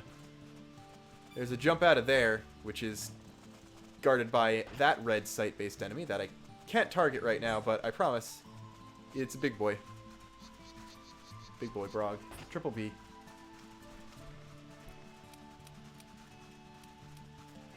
I usually divide the story of the game into like 4 or 5 arcs. Maybe through this playthrough I'll figure out how to divide it up a little more. But we're gonna go to Outlook Park and jump down from there. Because there's actually stuff for us underneath. Believe it or not. So like there's saying what I call any of the other arcs would be spoiling a lot, so I don't really want to actually do that, but we'll get to... There's a specific cutscene I want to get to by the end of this session, basically, and I still think we're pretty much on track for it.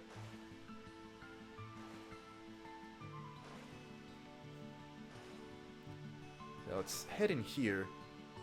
Right in front of us is one place. To the right is another place where we'll actually get our first Piranaxes. Piranaxi. I don't know what the plural is. Let's see. Thank you. Empty moment for... I was wondering when I'd start getting alerts from people with Xenoblade references. Like, I know I've already got a few, but stuff like just a direct thing from the game. But here we go. Here's our first You Will Know Our Names. Yeah, take on Lake Magdalena. Unfortunately, she's a water-based enemy, so gonna have... Nope, I didn't mean to do that. Gonna have a little bit of a problem backslashing her. But if Ryan does that, it's a little easier. Killed one of the little boys. Gonna want to heal Ryan since he's gonna be doing the tanking. Turn strike, this might have been a mistake. Encourage Ryan. Yeah, this was probably a mistake. So, Magdalena is toppled. And doing affinity events, unfortunately, won't heal you like it does in X. And how has Ryan not died yet? Never mind. Good job, Ryan. This is looking pretty bad. Yeah, I'm dead now. That's GG.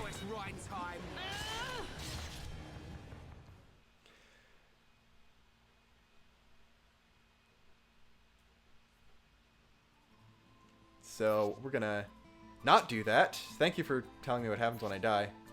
Go down the party gauge. Yep. And I think we got the achievement for dying once. I don't know. There are a couple achievements for dying. There's one for dying I think 50 times. I think there might be one for dying once, but.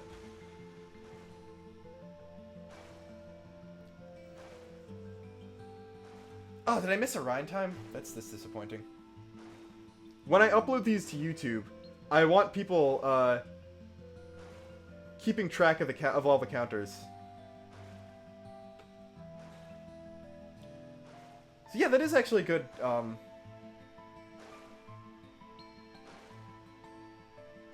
way of determining when the chapters are. When you get forced saves.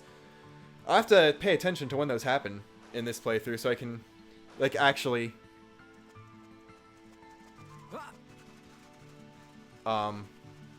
figure out when those are. So colony crabbles.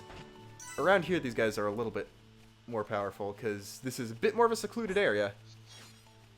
Knuckle Bunnet and Junk Bunnet. Colony crabbles. And Speedy Ramshade. It's a very familiar one. There's the Colony Piranhax. As you can see, luring is a thing in this game. You just can't do it from a certain distance. So I don't know if I'll actually be able to aggro this guy particularly easily. But that's okay, because this is basically all I'm here for. I'm going to head to the left there.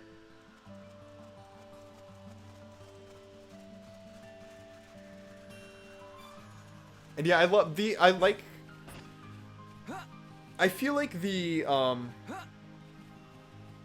specifically the UI writing, like the non-character writing, is the best in this game out of any of the ones in the series, because a lot of the achievements are a bit snarkier than they are in X, and of course 2 doesn't have any achievements, and some of the item descriptions are really, really good in this game. But as you can see, here's the Roguish Frengle and Heavy Brog. I don't know why I'm going through here. I could just not.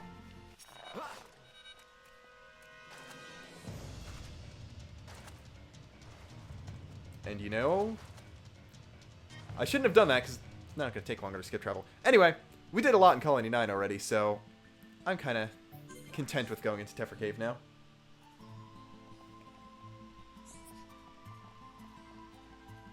I think this is a cutscene.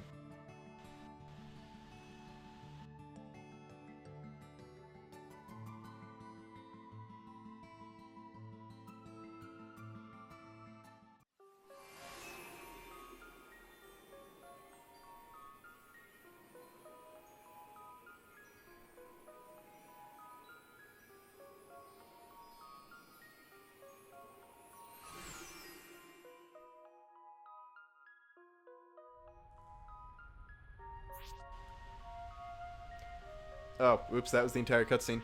I do love, the area introduction things are also probably the best in this game. Because, like, you can actually get to see where you are on the Bionis each time. And that's just always really cool to me. Look at some clap bunnivs. I don't know why, because there's, Bunnets, Bunnivs, Bunyas. There's a lot of buns in this game for whatever reason. And there we go. As you can see, like in X, you've got an expanded list of commands other than just target this one enemy. You've got focus attacks, do whatever you want, and come to me, which keeps them from attacking, which is good to like get them out of dangerous areas and stuff. And what am I targeting right now? Willow. Obviously, you're going to be using focus your attacks more than anything, but it's good to have more options. This isn't going well. And there's a monster quest for. And the thing is, healing also draws aggro, so you have to strategically think of when you want to heal too. To keep Shulk from getting the aggro.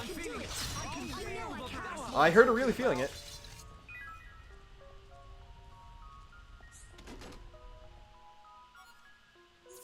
Tatty Bun of Wood. I can promise you I don't have a Tatty Wood. Eater Caterpiles. I believe there's a unique monster in the middle of these guys. Oh god, yes there is. Power will help me protect Shulk. Is that Verdant Blue Troll? Oh no, that's the Cellar Bugworm, level 10 unique.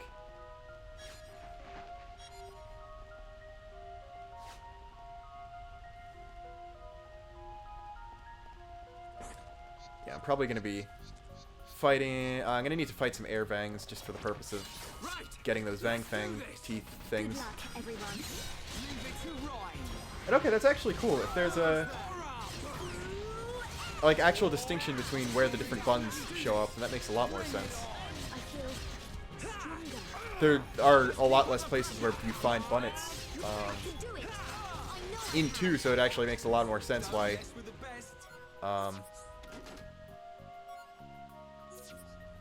there aren't as many varieties. So that's pretty cool. You know what, you gotta fight at least one singing grog. It is Fiora's kind of meme quote. I really like our vibe. We're getting all the good quotes.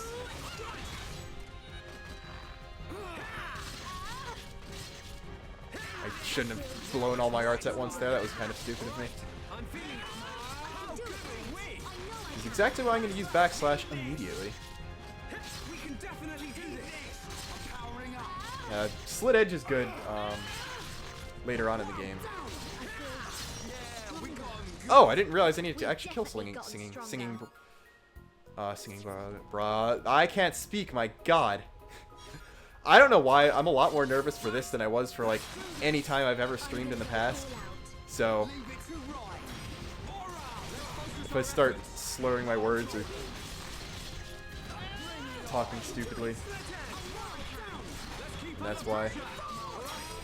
Wow, Fiora predicted that Ryan was going to topple when he did. That was a really good job of her. It's another thing, battle system is a little simpler in this game. So, for a few characters, like for Ryan and Fiora, the AI is actually pretty good. But, like, spoiler alert, I guess, technically, Shulk is going to get the Monado at some point. And Shulk's AI with the Monado is pretty abysmal. So, that's a thing. There's nothing in here for now. You know what? Ryan will get his Ryan time to shine later on, so we'll play as Fiora here.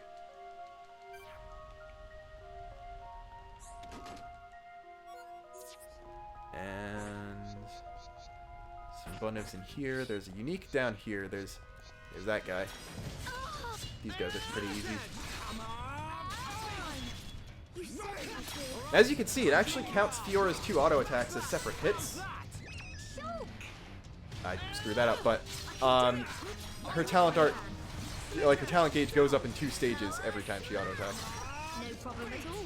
Who else wants some? Let's stay focused. Tatty Bun of Wood. You're level 8. Still don't trust myself to fight good unique monsters yet. Oh, Bun of Iron, Bun of. Just looking to see if there's anything interesting around here.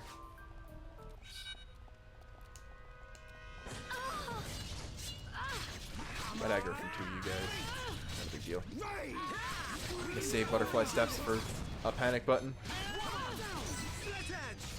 I don't know why, I really like the name Butterfly Steps as an attack. I kind of wish, honestly, Fiora went with like a... Nice job. like a more, butterfly theme to some of her arts. Because, like, she has Hidden Thorn, which I guess makes you think of roses, which sort of is like, flowers, butterflies, that kind of thing. But you'll see, actually, Hidden Thorn makes a lot of sense with something else we'll see in a little bit. That only just occurred to me. But a couple characters do have kind of theme going to their arts, like how a lot of Morag's arts are themed. Like she has a lot of regal sounding stuff and references to blue things and dragons, but I don't know. I just like the name Butterfly Steps, so I think it would be cool if Fiora had other butterfly themed stuff, but we're at the Magmel Ruins, we're at a cutscene.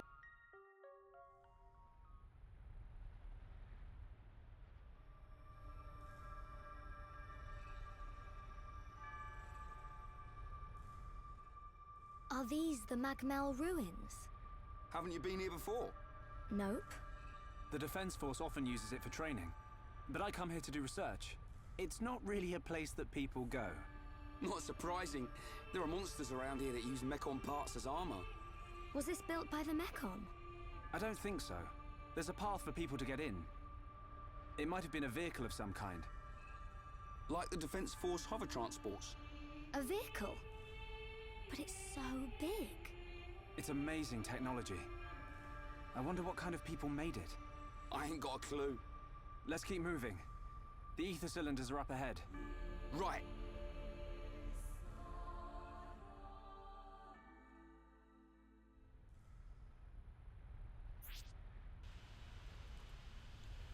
Alright. It's only just now telling us about skip travel. I'm really glad I kind of preempted that. Iron Bunny. Fiora learned an art. Ooh, Lacerate. That inflicts bleed, which is our first damage over time debuff. That's kind of an interesting thing about this game. Everything is called a debuff. So, like, what would... Like, I don't know. My first RPGs were Pokemon, so I think of things like Poison as status conditions instead of debuffs. So, I like the fact that it calls bleed a debuff and not a status. Is a little weird to me, but it's I guess it's a bit easier when everything's a debuff. You don't have to come up with different names for different things. We're getting a couple Metal Lancers. I have a feeling Metal Lancer is the thing Ryan already has on him, so yeah. They're all the same. I mean, these ones without slots, those are going to be pretty good selling fodder, at least. Actually, did I get any more equipment? Got another arm. Light gloves, which raise agility.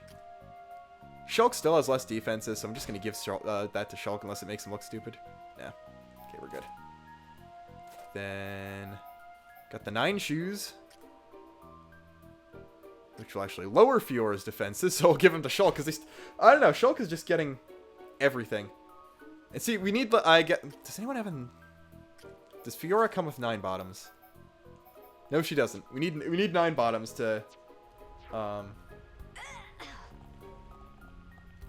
make Shulk match again. But we're getting close to this door over here. I'm gonna head this way first, just to notice that this light's flashing red.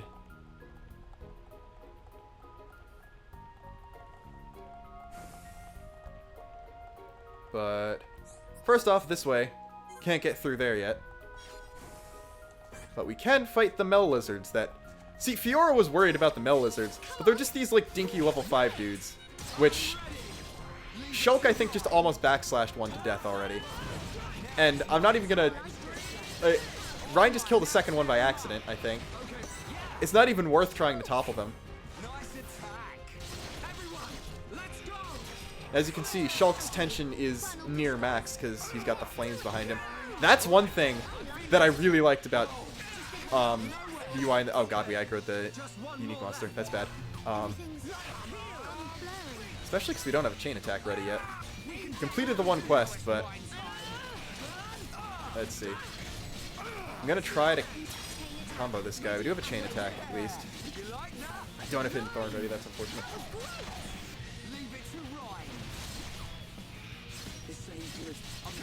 I could panic chain attack to... Because you can use chain attacks to heal pretty... You know what? I'm going to do it. Because Ryan's about dead. Oh, right.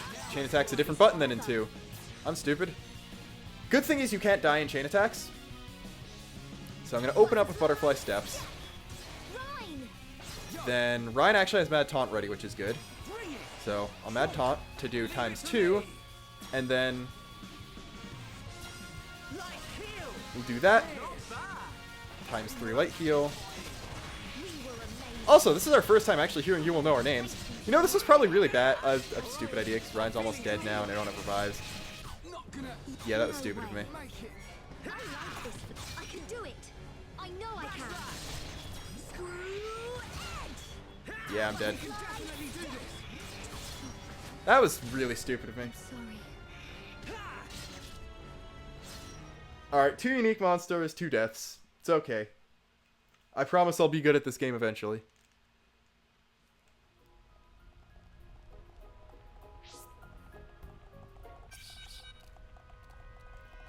Hopefully we can actually get away from these guys. Don't feel like fighting you guys a second time. And thankfully the treasure chests actually respawn, or don't despawn. So we can get all our rough skins. Is they a good ability? I don't know, I haven't played Pokemon in a while.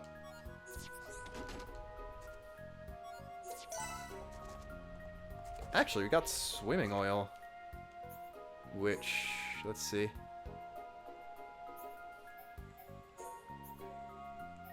Caravan gear, which is a bit defense boost. Then swimming oil, which, yeah, I think someone actually said in the comments, or in chat before, that Fiora's best option for this early in the game is swimming oil, which is the swimsuit. I'm not going to put people in swimsuits for the most part. Like, just because serious scenes makes them look dumb. That kind of thing. If you've seen Chuck's Let's Play, you know what I'm talking about. This is actually good for Ryan. Ryan with a headband. Like, I don't know if I like goggles Ryan or headband Ryan better. They're both pretty cool. We need Ryan with like a Naruto headband. But yeah, I've got all the Mel Lizards here. When Fiora's mentioning a Mel Lizard Mel Lizard nest, she was not kidding.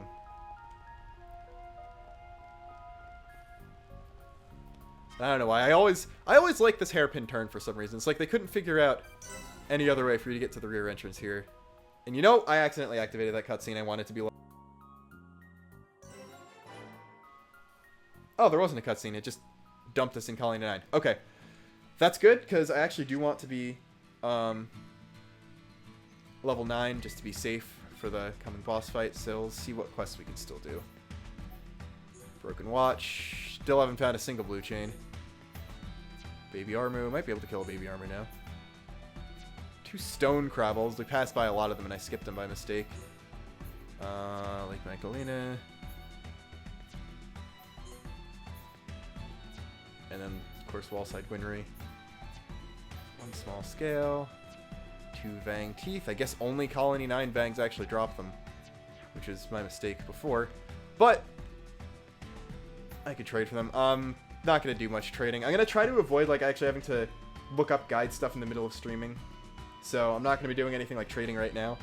But this is now a skip travel point, thankfully, so...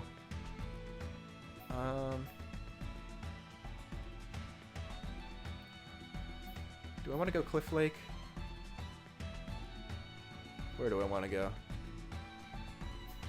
I'll go Cliff Lake. Kill the stone crabbles.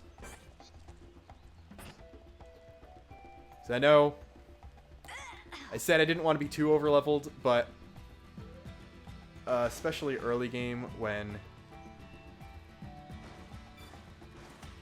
I don't know, Fiora's swim animation is probably my favorite out of these 3 at least, because it's the most believable as they're actually swimming. It's like Ryan breaststrokes and then glides a lot further than he should, and I don't even know what Shulk's doing. But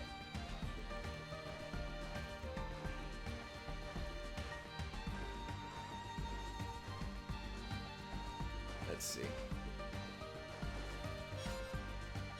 Sweet wasabi. Like, not counting the ones from 1 that were obviously reused in 2, I think 1 has a lot of the best collectible names too. It's like Sweet Wasabi is classic. Ooh. Itinerant Dorothy. Or Dorothea. I'm gonna kill you because you're a unique monster that's actually weaker than me.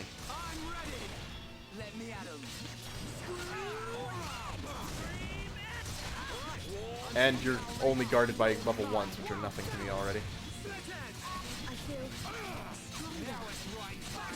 I mean, if anyone's gonna have a bad swimming animation, or one that doesn't make sense, it should be Shulk, because he's like the least actual athletic person here. Like, we'll see more. He's very much the indoor nerd. And yeah, she's going down pretty quickly. I'm not even gonna get a topple. I guess Ryan really didn't feel like Wild down. Using Wild down today. I think that was never really feeling it for the counter. Have a beat. Taking a lot more damage than I'd like to be right now. So I'm just gonna run away. There we go. That's the spirit. There's level 9 on everyone. And got a gold chest from the small crab one, not the unique monster, unfortunately. I think, at least. I know we got a glyph, so maybe not. And Court Leggings and Pistis Cap. I have a feeling the Pistis Cap's going to go to Shulk, because Shulk is the only one whose ether stat actually matters right now. Because he's got a heal. Yeah, there we go, that's fantastic. Yeah, Goggle Shulk is pretty good, too. And we've also Swimming Oil.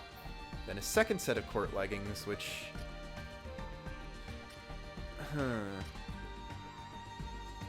If I want to tank anyone's defense or agility, Shulk's is probably the better one to do it. And that actually looks better than his default pants not matching, in my opinion at least. But are there not stone crabbles here? I guess there are not stone crabbles here. Whoops. Well, on the bright side, I can kill this Piranhax, and then hit the end of the cave. Let's stay focused. Man, what a bunch of jokers. Raw Piranhax meat wasn't anything needed. We got our first what a bunch of jokers, I think. I'm glad we're getting all the good lines this early. I was afraid that we wouldn't. Anyway. Now it's time for cutscene. Actually, can I do this heart to heart right now? Cannot. Okay.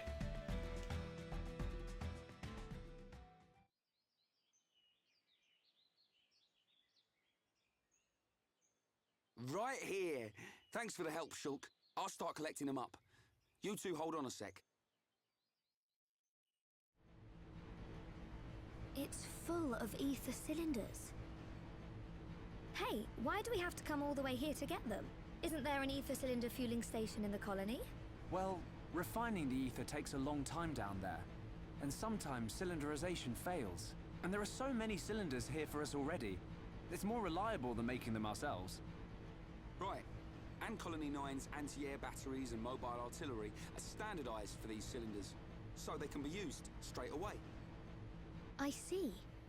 You know, this place is in good condition considering it's ancient.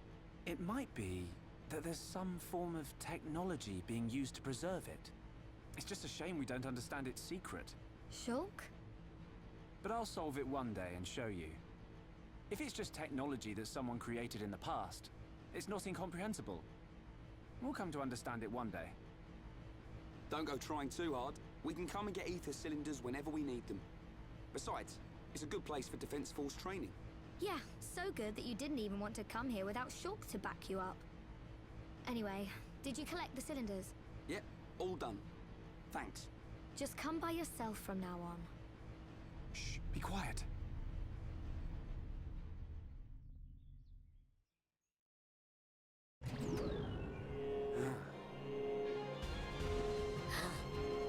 Are they Mechon? I don't know. But it looks like we'll have to destroy them.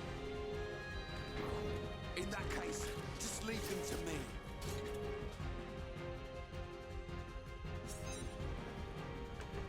Alright, so this is why I want it to be level 9.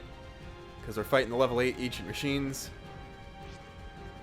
Here's now they're telling us about our commands. We'll just fight this guy first because he's the one we happen to be targeting. I also wanted to go in with a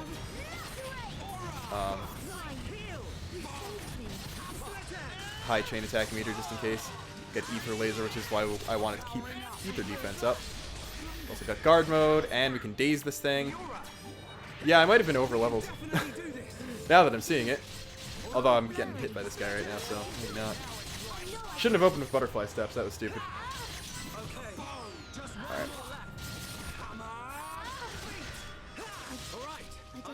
Down to 7 HP. Got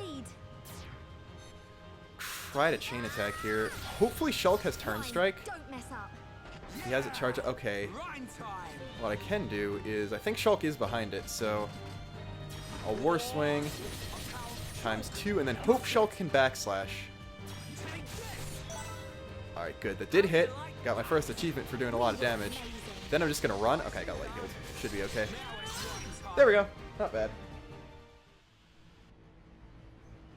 Fiora, are you okay?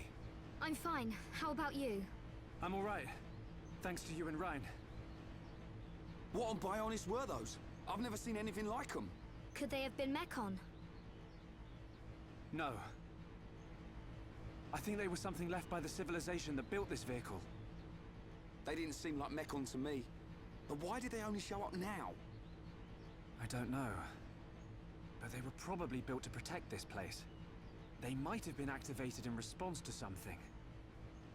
But I don't think that something could have been us. Please, let's go back. I don't want to be here anymore. Me neither. And we've already got the ether cylinders.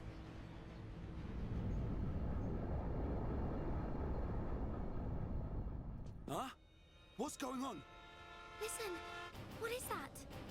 That sound.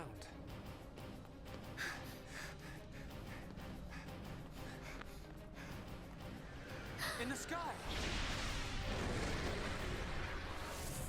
Oh, it's a...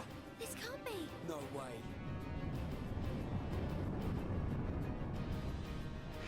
Mechon! How?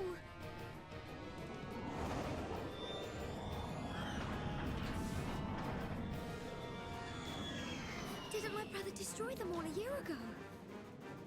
Could that defense mechanism have responded to the Mechon? Let's get back to the colony. Come on.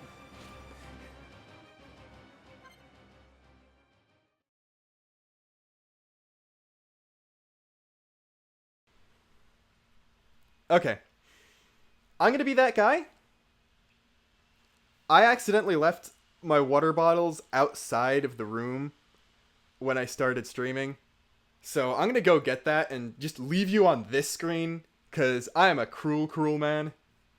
Although, actually, during a cutscene, thank you OJ0NJ0J0NN. I don't know if those zeros are supposed to be pronounced as O's, so if they are, I'm sorry.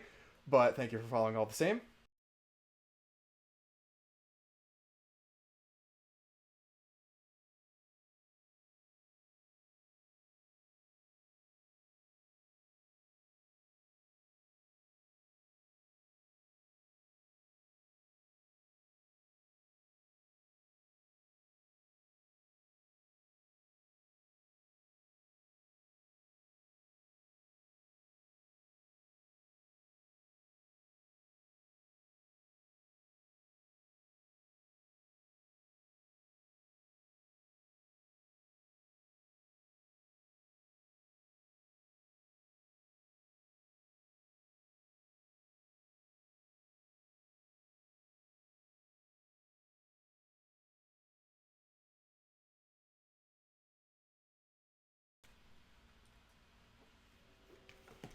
Alright.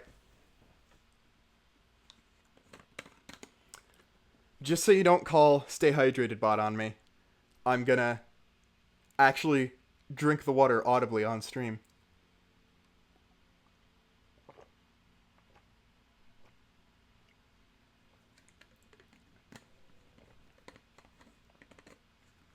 Alright, I don't know how much that picked up, but... You know... I'm just, I should have thought this out sooner, whether or not I should save during the streams, or, like, only save after I'm done, but, like, I can download the VOD if I need to, and I have the OBS recording if something crashes, so I think I'm clear to save here. I'll I'll make a copy of my... I think I might make a copy of my save in between streams, though, but... Yeah. Just make a second one just to be safe. Anyway. Mechon are attacking calling 9. That's... Oh. Hey, this siren, it sounds different. Yeah, isn't this siren too? It can't be. The Mechon. One large Mechon, 10 carriers, and an unknown number of units emerging from the carriers. You idiots! Why didn't you see this lot until they were right on top of us? But sir, we thought the Mechon had all been wiped out. Oi! What's happening? Respond! Anti-air batteries 1 to 3. Why aren't my targeting systems online? Don't let a single one into the colony! Assemble everyone who can fight. Evacuate the civilians to the shelter. Get a move Yes, on! sir. Fire at will!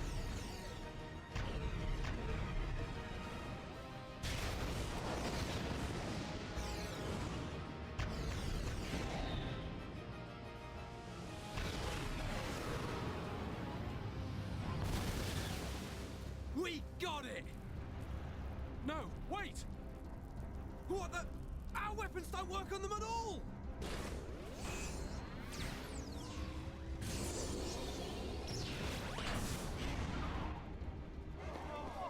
What type of Mechon is that?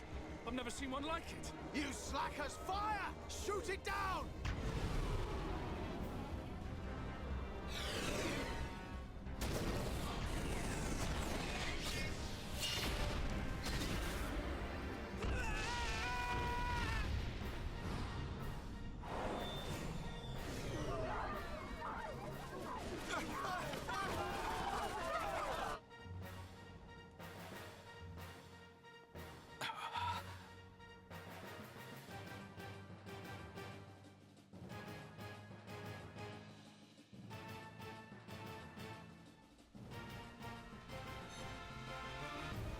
Yeah, they didn't just give Dunban an introduction showing off how cool he is. They gave Metalface one, too. Also, this was probably the stupidest way I could have done that. I got the achievement for doing that, but there's probably a much more efficient way I could have gone about it.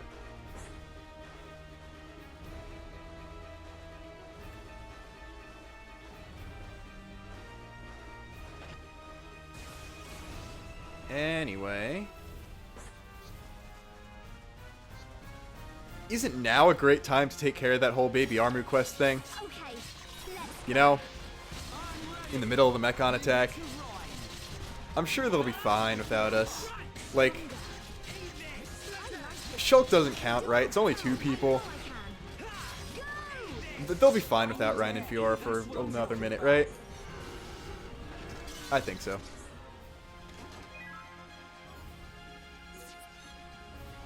I actually think Shulk got an art there.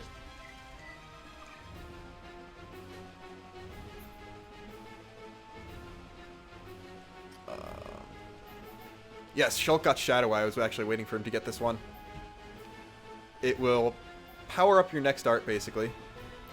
And also decrease aggro, which is really good for Shulk. He can heal a lot better now. And he can backslash a lot safer now. Like, light heal, Shadow Eye backslash is a decent thing you can do early game. I like how I'm not skip traveling this time.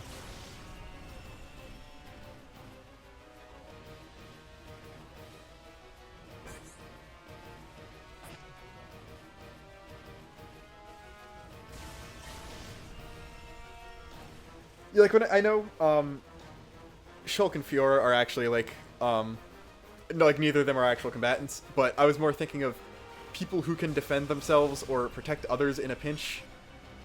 I feel like gameplay-wise, pre-Monado Shulk is a lot wimpy, or, like, story-wise, pre-Monado Shulk's supposed to be a lot wimpier than he is gameplay-wise. So I was saying, like, Fiora's still a better fighter than he is. Like, in my in canon. Obviously, gameplay-wise, your mileage may vary, but it's cutscene time.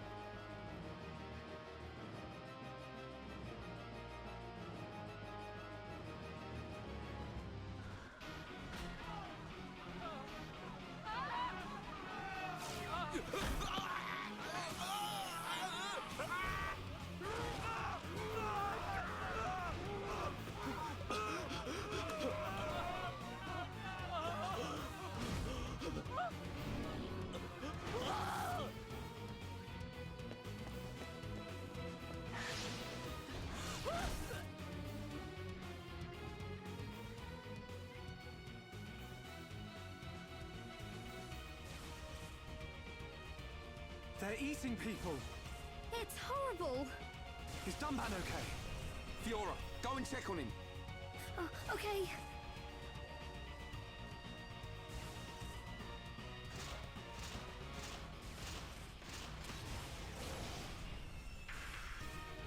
Heads up, Ryan.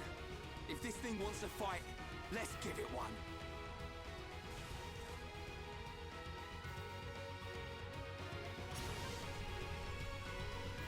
Alright, yeah, why not play as Ryan for this?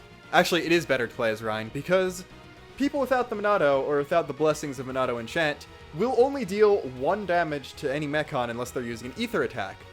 But if the Mechon's toppled, anyone can hurt them, so I'd rather control the one being responsible for the toppling. So, eventually, Shulk will break it.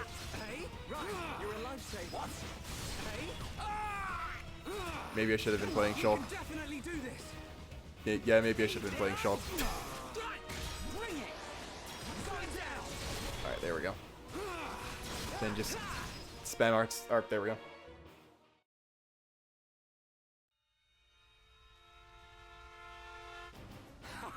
See? Didn't stand a chance. It's not that easy. We've disabled it, but only for now. It'll reactivate soon. Where's Dunban? He's gone. I can't find him anywhere. What? He ain't fit enough to face these things? Ryan, let's get to the lab. The lab? Of course. The Monado's there. Exactly. The Monado can take out Mechon.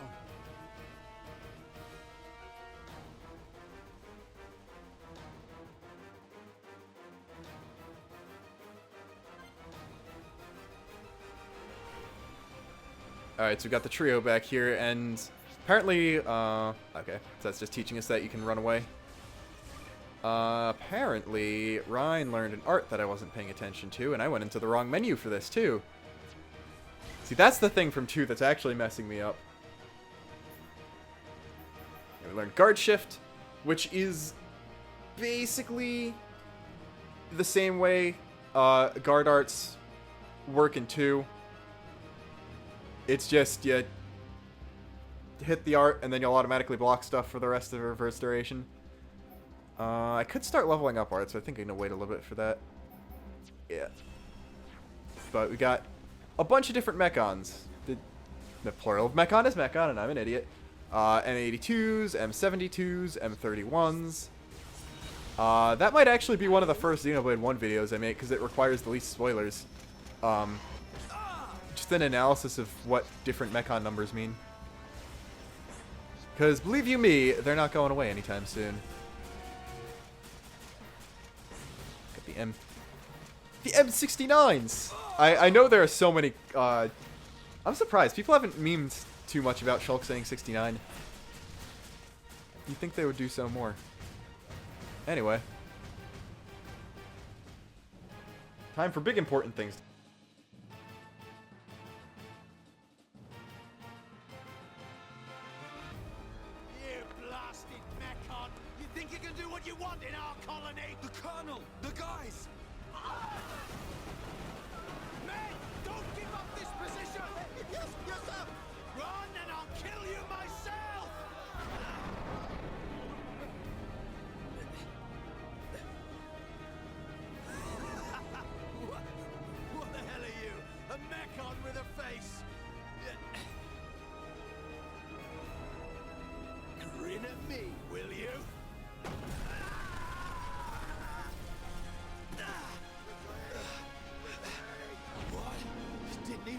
it!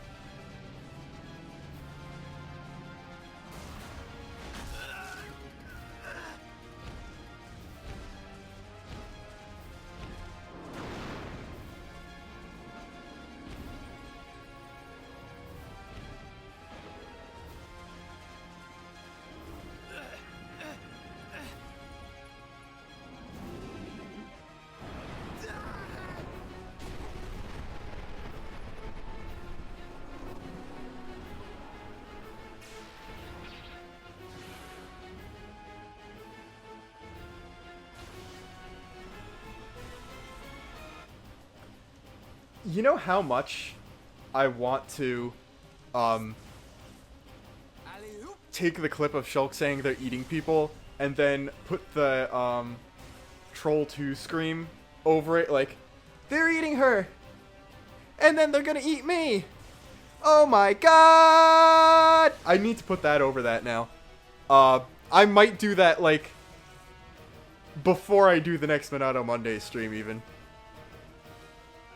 Anyway. Time for Ryan to do big boy important things.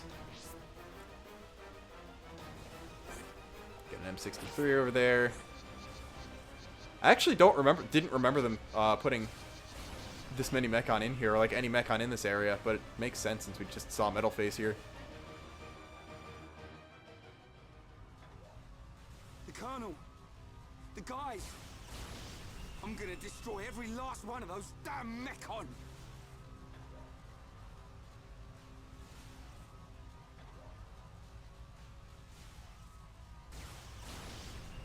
Shulk, the entrance! No! We'll never get in there now! Wait. Let me think here.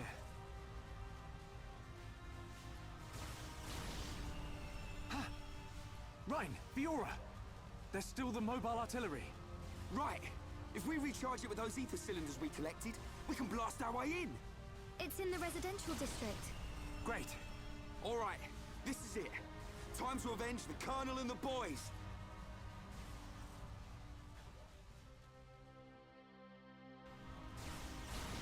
Can I just, like, point out how well set up this early part of the game is? Like, the one-off joke of the mobile artillery getting crashed into the house then turns into the fact that, yeah, if you go around the colony later, you can actually see it's still there crashed into the house and they can't move it. And then that actually becomes an important plot point later on. Like, it's even just for one arc of the story. That's some great use of a Chekhov's gun. Anyway, we're not going to get there because you can see the cutscene flag on the screen.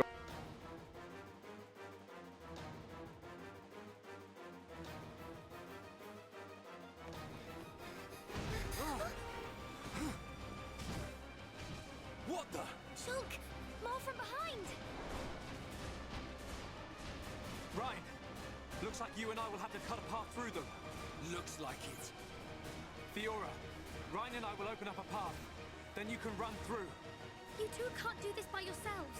I want to fight as well. Get through. We'll be right behind you. But Shulk... A year ago, Dunban and the Defense Force fought hard to protect the colony and all of us Homs. Now it's our turn to repay them. Please, Fiora. Shulk... Ryan... Don't look so worried. We'll just get rid of these ones. Shulk won't get a scratch. Okay, I believe you. Go now, Fiora. Ryan! Huh? You take care too. Of course! Looks like she trusts me after all. I told you.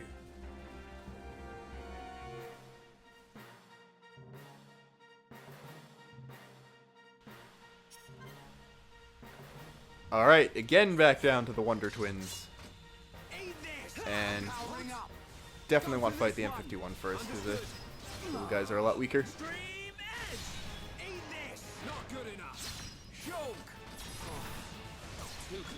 I botched the topple, of course I did. Although, at least do that, and if I can Aura Burst, and at least do a little more damage. Not much, but it's something.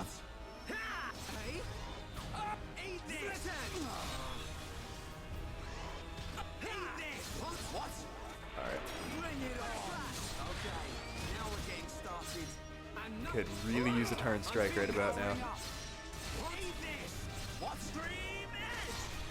Or that works too.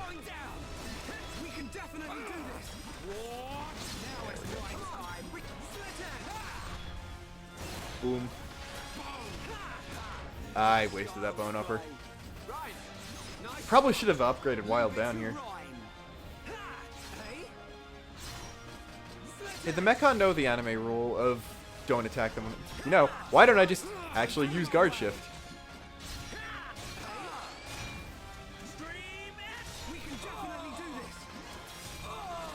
Yeah, unlike guarding arts in 2, you do actually have to actively turn guard shift off, which almost screwed me out of another topple there. And thank you, Twilight EXE, for following. But yeah, I really should have upgraded Wild down, because he'd be moving. I should have upgraded Wild down and Stream Edge, because that would have us moving a little bit faster here. Although, at the very least, as is, it probably will only take one topple to finish these guys off. Yeah. Shulk just,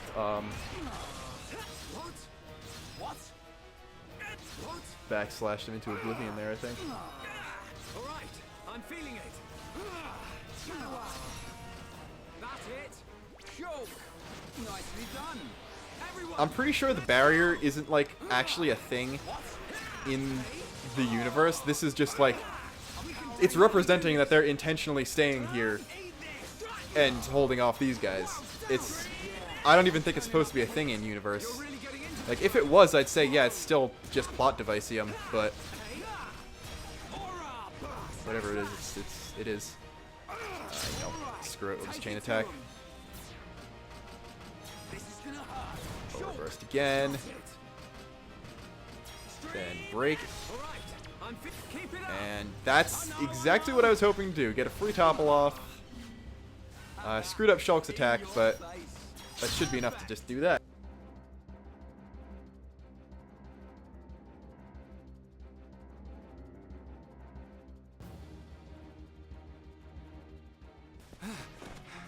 That was a close one.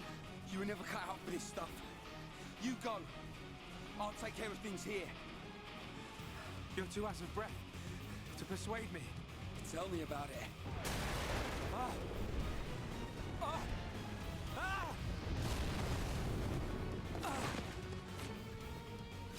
Right, behind you.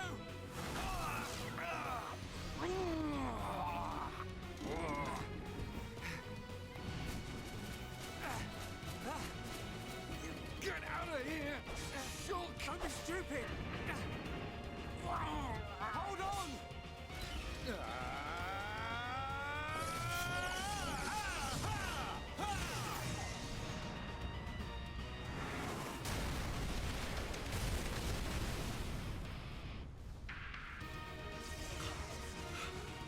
The Monado!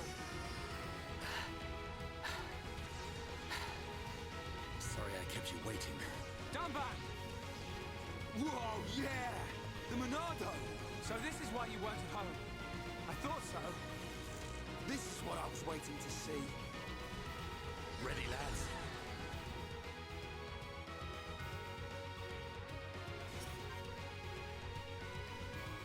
Did you really think Dunban would be out of the picture so quickly? That's not what I meant to do. I was trying to swap him into the lead. What? There we go. Yeah, you can put Dunban in the lead. He's lost a few levels in the year of inactivity, but he's just as powerful as he was before. Look at this. 3-shotted that guy, and I haven't even gotten my enchant up yet.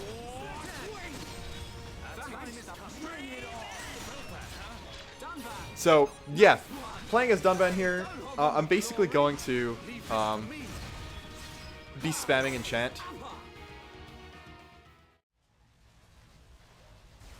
Nice one, Dunban. You didn't waste any time on them Mechon. Shulk, where's Fiora? The residential district. We said we'd meet her there. Looks like we'll have to take the long way round. All right, then we cut through the commercial district. Yes.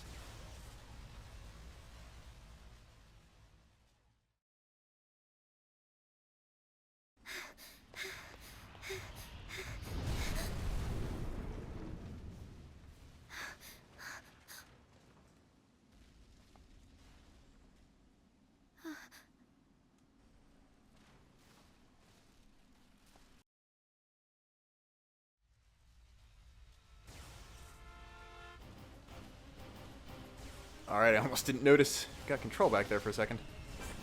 But... wow, I guess because I have party members that are so low leveled, these guys will still see me. Look at this. If you want to grind Shulk and Rhine up, this is a good time to do it. But of course I'm not going to take advantage of that. And yeah, chat was, someone in chat was paying attention. Dunban does switch arms. He uses the Monado with his left arm, basically, in that cutscene, because he can barely move his right anymore. If he can't grasp a spoon, he probably can't grasp a sword handle particularly well, so... unfortunately, if you're in battle, he will just use the same animations, so it's not perfectly seamless, but it's still cool that they did, like, pay attention to that. Monolith Soft is always good at attention to detail. And yeah, that's another thing with running away, your tension will start decreasing rapidly until you get out of aggro range, but...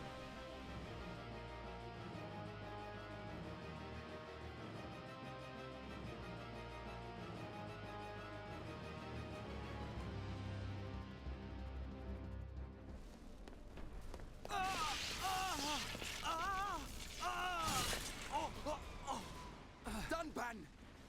You can't take any more of the Monado! But I must! I don't have a choice! Ryan's right. You can't go on like this. Shulk! Dunban. Hey!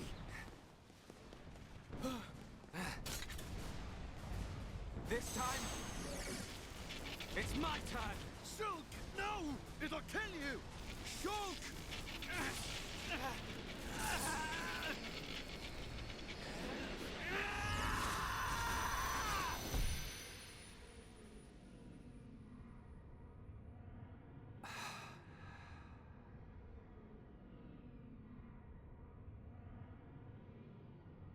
What's happening?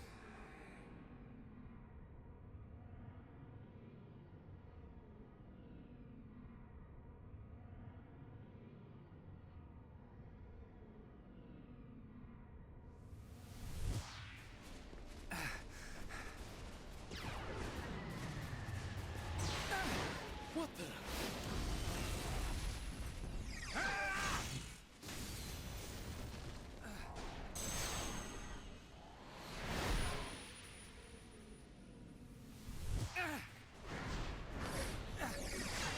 Wow! Shulk's pretty awesome! How could this be? Shulk is using the Monado. What was that? Shulk! More company! Rhine. Right. Ryan! Dunban! I got your back! Shulk, do you feel alright? I'm okay, but there was something strange. Just now, it was as if I could see into the future. Is this another power of the Monado? See into the future? What are you saying? Are you certain, Shulk? Yes. I see.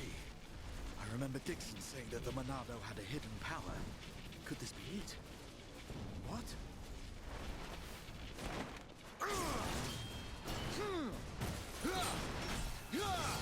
Don't think about it now! Just believe what the Monado showed you and fight! Got it!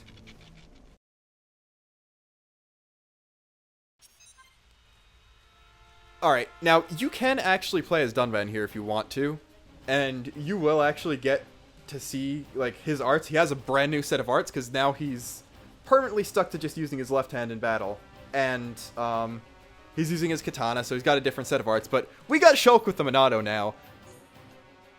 I think we're going to want to play as Shulk with the Monado.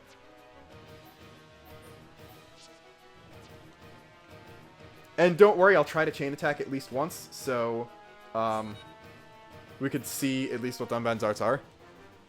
But Turn Strike is gone. Now we've got Activate Monado, which basically, once you fill up the talent gauge, you can pop off a Monado art, different Monado arts, and yes, we will be learning a lot more in the future. Will take up different amounts of the gauge, so Enchant will only use up half the talent gauge, Buster will use up the entire thing.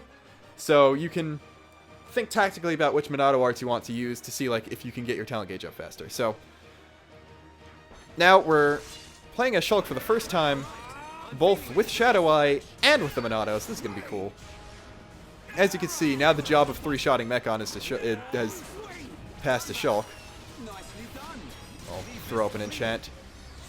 Unlike Dunban, who only had the Monado arts and could just enchant, like, enchant spam was the best he could do, Shulk has access to all of his arts, and all of his arts can damage Mechon. So you could do stuff like that. And I think Dunban just double toppled it, which is fantastic. And actually, do I have the ability to look at Dunban's arts right now? Oh, I do! So we can actually just show off what Dunban's arts are. Because Blossom Dance. Yeah. Like, Dunban has has a bit of a flower theme going. Not much with more than Blossom Dance, but it's cool that Fiora and Dunban kind of have a similar theme. Like, Dunban has Blossom Dance, Fiora has Hidden Thorn, and then the butterfly stuff, so that's kind of cool. But Dunban starts off with 6 arts. He's got Gale Slash, which is basically a bleed. It's just a bleed with a specific damage multiplier. Gale Slash is kind of important to his moveset. He's got 2 auras starting out. Battle Eye, which I believe... okay.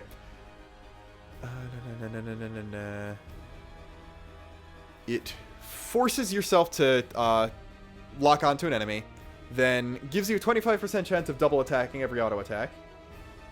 Then you also fill your talent gauge when you evade arts, or evade attacks. Dunban's good at evading.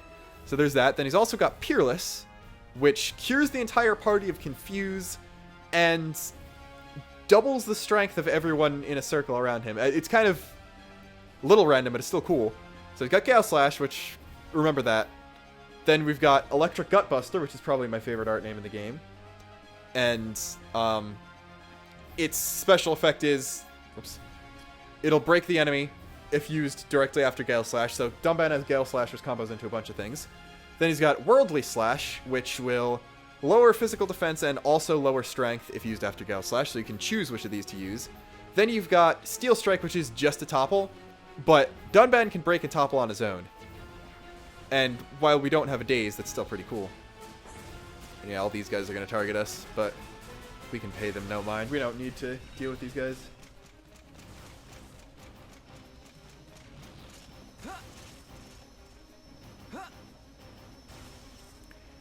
And yeah, basically every character has... Not every character has a gimmick in this game, unlike later game, or unlike mostly just 2. But Shulk's gimmick is basically he'll eventually be able to access 16 arts at once instead of 8. Without having a dedicated talent art, basically. Anyway. Apparently I've been cutting my voice off by accident every time I mute the audio, so I'm going to cut this off now. Before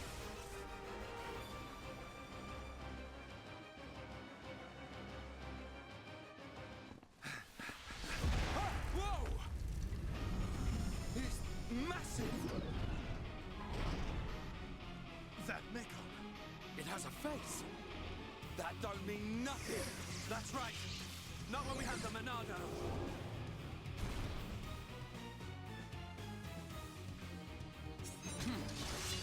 Alright, first fight against Metalface. You definitely want to start off with an enchant, because, you know, he's a Mechon. Except for the fact that we're still only plinking him. That's not good. Even the bleed is only doing 1 damage. Try breaking him, and even that he resists. We did get a Rhine time, but even Rhine time might not be able to save us. Pulling out his last resort for some reason. I don't think he needs... The Monado! It's not working! Oi! What do you mean? How can that be? Monado should cut through Mechon with ease. What is that light? Other Mechon don't have that. Could that light be why the Monado has no effect? Shulk, Ryan, get down! Stay back! I'll take it from here. No! You can't take any more!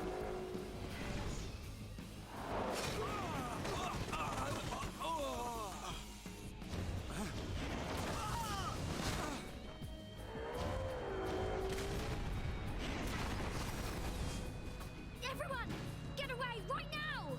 Fiora!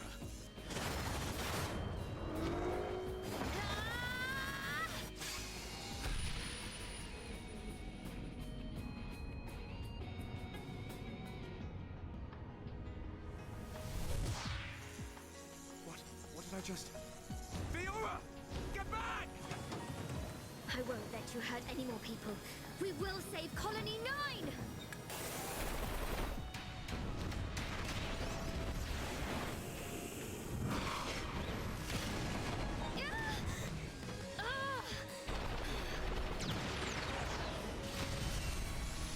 Fiora! Get out of here! Run! You want more?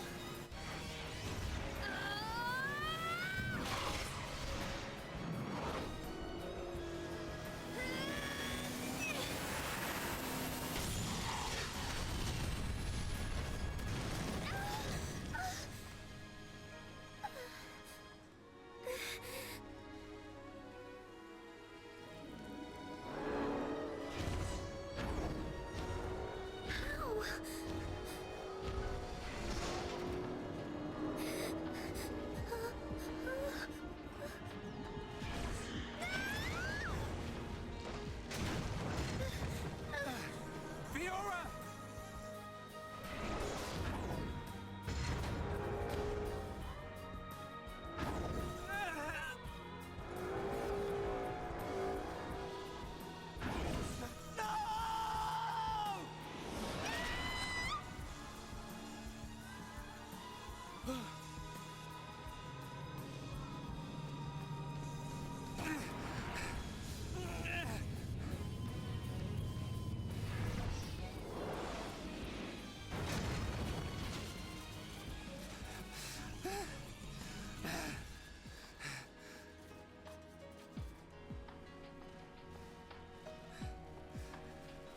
I'll kill you!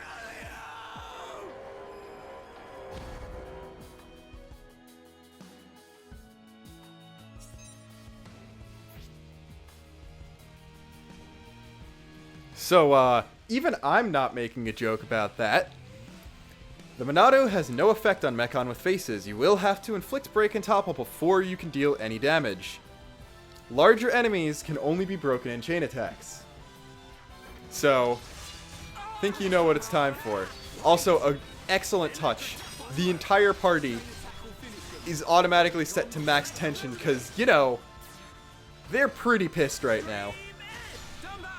We're counting on you! Actually, I have Dunban in the second slot, which is kind of a mistake. I wanted to have Ryan here so he could have Dunban cobble into something, but this will work out nicely. Resetting the chain. Oh, no, Shulk won't get an attack in this. Can still buster him at least. Yeah, this is one of the best set like sequences in the entire series.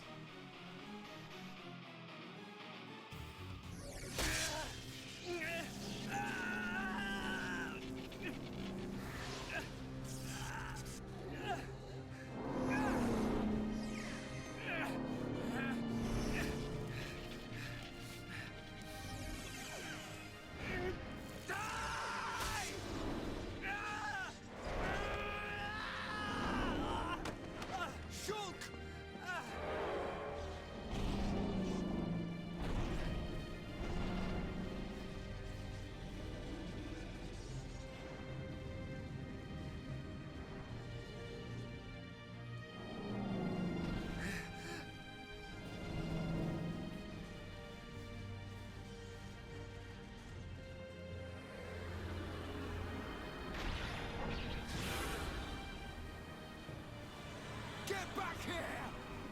No!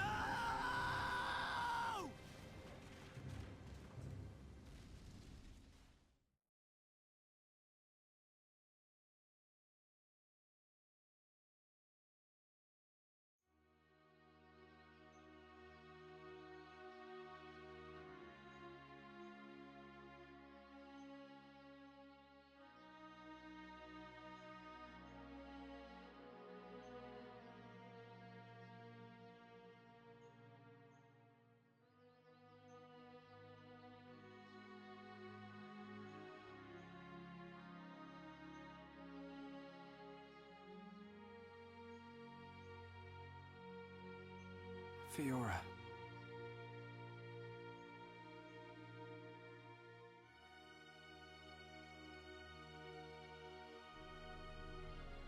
Ah, the breeze feels so good. Yeah. I'd forgotten what it feels like. I never thought it could be so quiet here. You're spending too much time with Ryan. You're getting used to all the noise he makes. Yeah, maybe.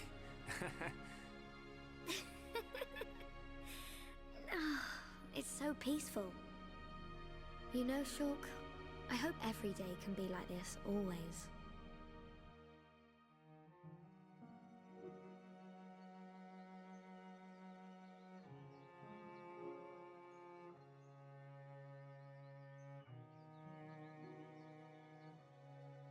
Hey.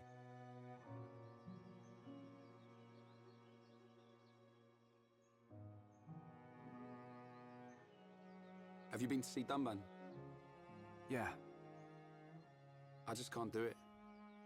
You got more guts than me. Not at all. It was him that consoled me. Oh. I guess that's the type of guy he is. Yeah. Even without the Monado, he's the strongest person I know.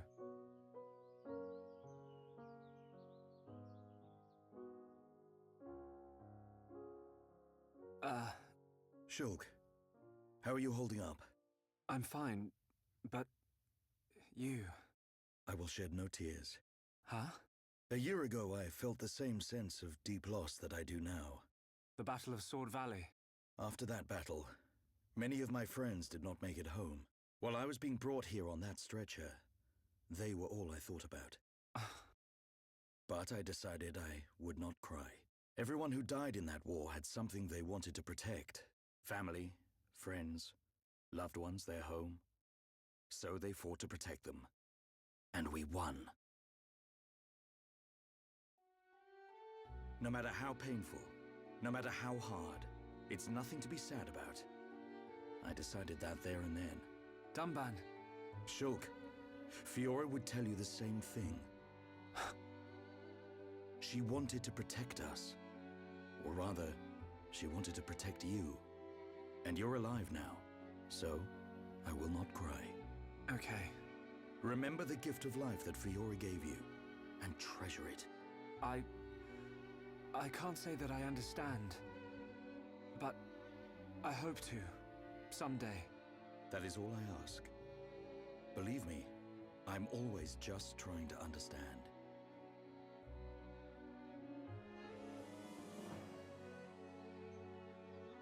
Treasure the gift of life that Fiora gave you. He's one of a kind, that Dunban. I've made a decision. Huh? My purpose in life. I will pursue that faced Mechon. Shulk. They attacked our colony. Killed Fiora. I will find that Mechon. Find it and destroy it. Destroy them all. What are you laughing at? Sorry. It's just a bit weird. I never thought you'd be the one to say it.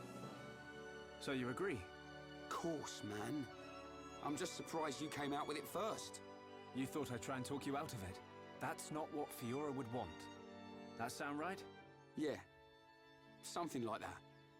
I thought you'd give me a hard time. In my head, there are two versions of me. One of them is saying that. It's telling me, listen to what Dunban said.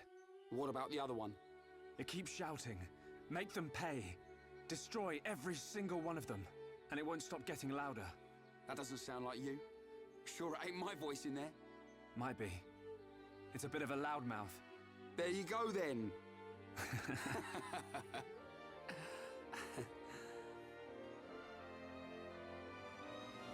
So, when are we heading off? Right now. Perfect.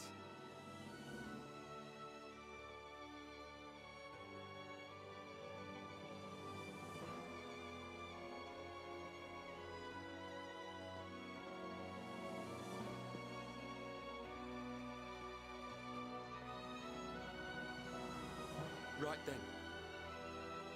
Yeah.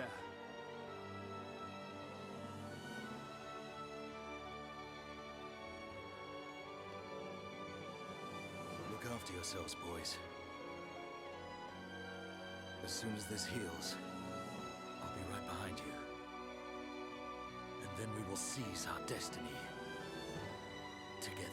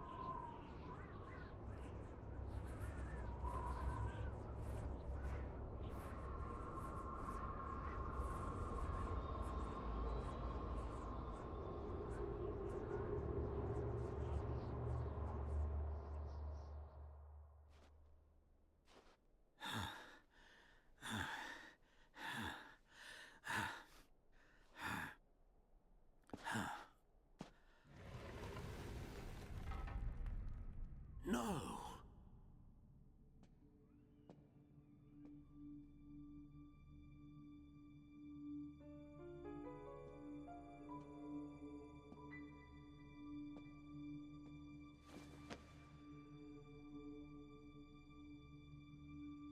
Huh?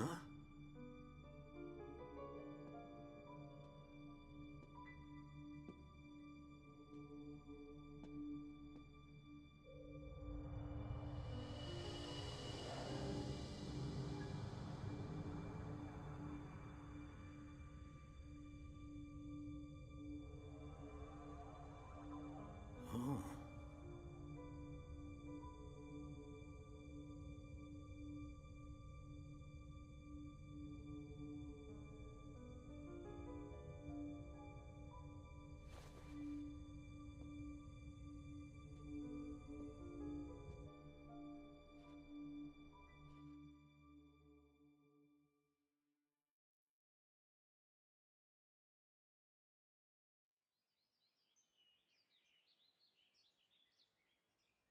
It's all very well going after that metal-faced Mechon, but shouldn't we have some kind of plan? How about checking out Colony 6? Colony 6, the only other Homs colony left. Colony 6 is on the way to Sword Valley, where there's supposed to be a Mechon base. If that's where they came from, maybe the people in Colony 6 saw something. Good point. They might even know something about that metal-faced Mechon. So, we go past the Magmel ruins and up through Tephra Cave. Then we should arrive at the Bionis knee. Yeah, and if we can get to the knee, it ain't far to Colony 6, right? Sounds like a plan. Let's head to Colony 6.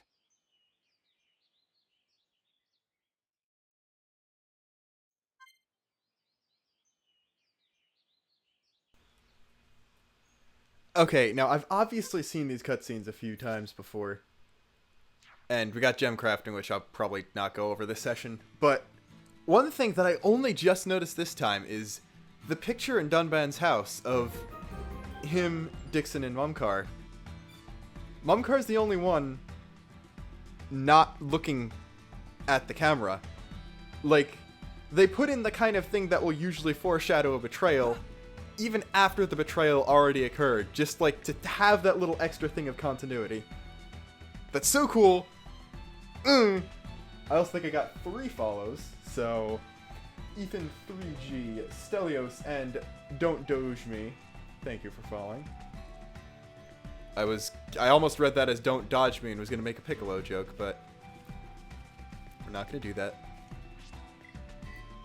However, I do think we have the items to at least mend the watch. I drank a lot of water during those cutscenes, so if I start hiccuping, that's why. And I'm sorry in advance, but we'll at least finish that quest. Get that one out of the way. As well as maybe get a few more NPCs in our affinity chart. Mephi. Thank you, Brothandalus. Mephi, need assistant. I don't remember. Is Mephi one of the Napon you can fight in the Torah challenge? I think she might be. I don't remember which of the, like, a lot of the ones from 1 that show up are side quest related. I think all the ones are side quest related, but regardless. The watch is working perfectly now. Shulk, I almost said Shulk is working perfectly now. I think she was around here somewhere.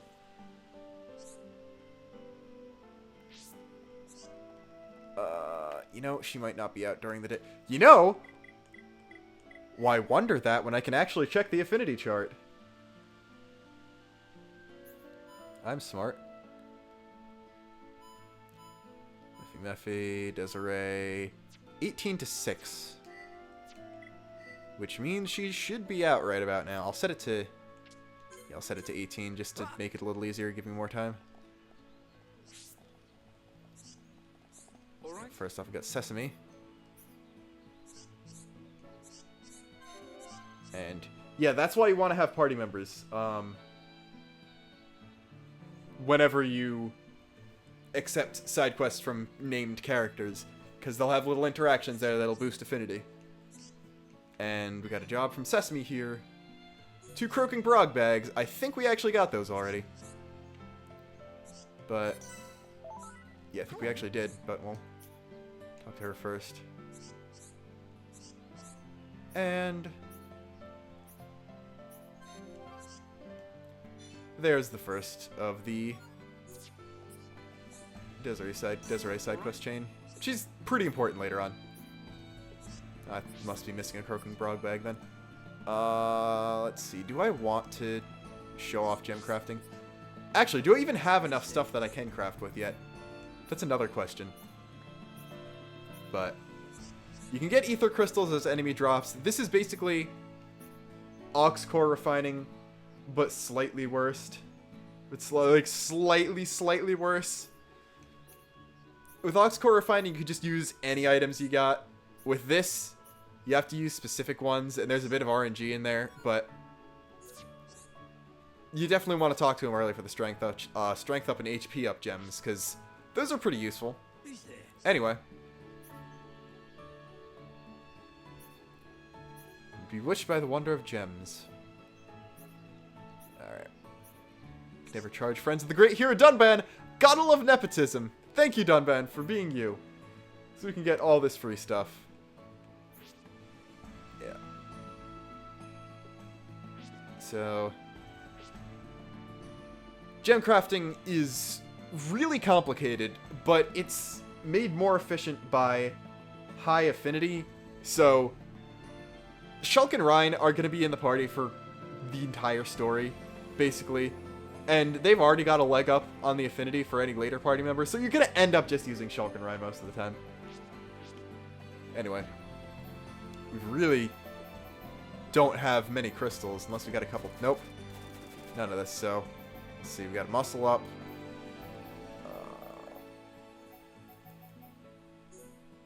Muscle up.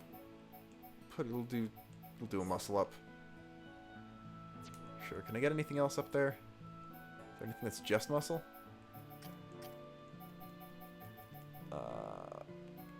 Yeah, I don't think I have anything else with ether defense, so we'll do that. No. We'll just stick with Shulk and Ryan. I'm all over that. I've got it. To me. And yeah, I gotta show off the There we go. Awesome. To you. There we go. great All quotes here right. too. To you. I know To it's me. mostly Nice useless, one. but All right. I just kind of There we want go. To you. To me. Woo. All right. Good job. some gems. Cylinder conversions. Now we got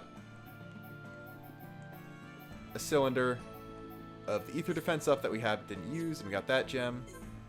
Keep going. I think I got some agility. I want to hang on to the agility stuff. I don't think there's anything else with ether defense. There is. It's just not enough to get anywhere.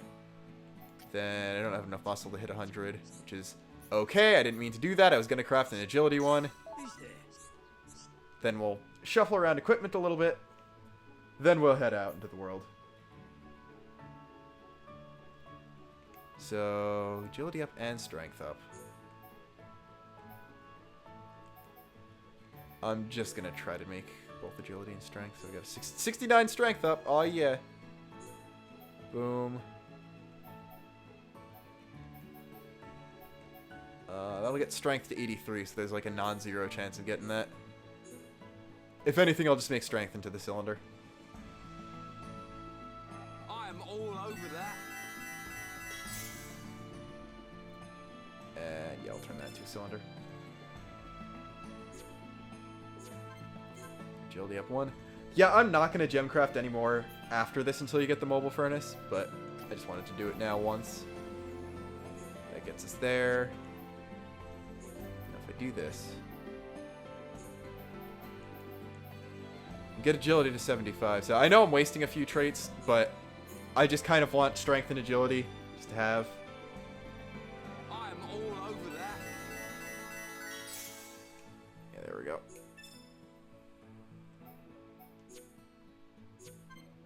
Take that. Do I even have enough to do anything else? I don't think so. Nope. Okay. So I made everything I could. We'll just dump a couple gems on people. Shulk's got those. Ryan has only one slot, so we'll give him. Do we want him strength or muscle? His muscle is defense. Strength is offense, or strength is just strength.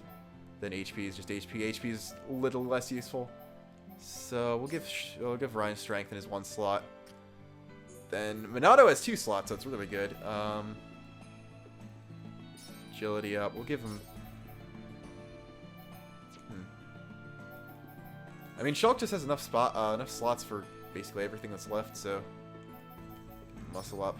Certain gems can only be equipped in armor and summon weapons, so that's another thing you have to pay attention to. And then muscle or HP. Does he need 7 or 12% HP boost? She'll give him the HP. That's fine. We'll run with that. I think we got a few achievements, so there's some free EXP. You know, I'll be boring. I'll warp to the beginning of Tephra. Like, I'll go to the entrance and we'll just go through the entire cave. Because we are going a different way than we were before. So that's kind of cool. Could have warped directly into Tephra Cave, but shut up. Anyway, as you can see, we don't actually have to go very far. And yeah, remember that closed off door? That's open now, basically. So we can go through there and see what we can see. I don't really think many more things have opened up in here. Other than maybe one thing, which I'll do a quick stop by.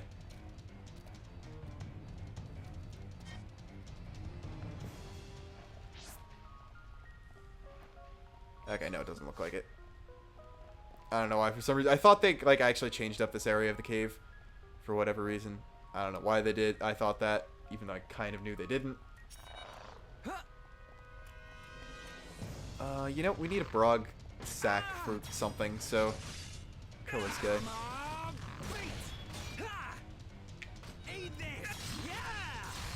Good edge. Like Shadow Eye Backslash and Shadow Eye Monado Buster are pretty good for this point in the game. Also, you could sort of use Enchant for utility because it does do a slight attack boost to the party as well as enchanting them for like the Mechon thing. But huge deal.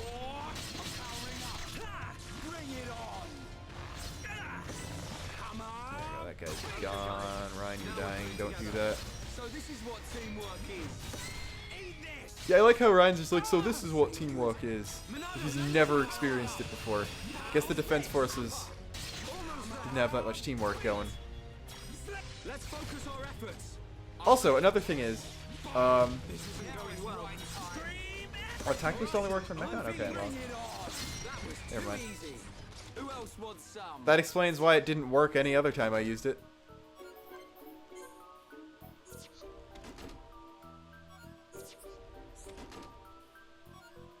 Just rough skin. I think I'll just kill the other Brog just to see if he'll drop it. Start off by breaking. I should have waited to naturally heal the rest of the way up.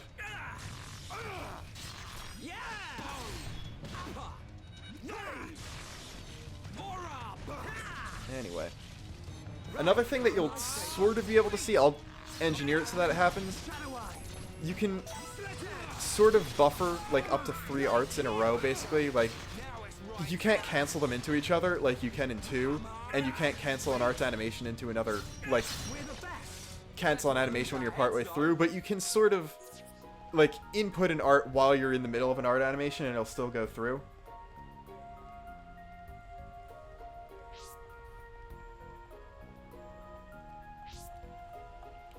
So that, it makes art spam a little less clumsy, in a way.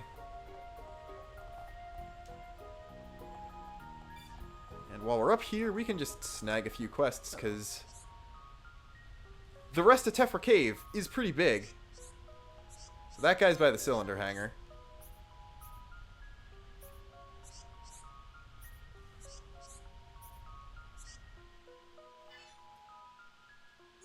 We got a leather top and leather bottoms. I might do that, but... Oh, do you have more quests? Or... Uh-oh. That's weird. Oh, does he have a monster quest too, then? Arachno Silk. Okay. So that's just get items stuff. We'll be seeing a lot of Arachnos lately, don't worry. 3 pieces of Arachno Silk. Very good. Then you might have already seen it, but yeah, there are Defense Force soldiers around here now. And I think you could have seen a quest pop. This door, it was closed when we came past before. But it's open now. Maybe it was programmed to open up in case of Mechon emergency. The way to the Bionis knee is just ahead. You ready? Yeah, let's go.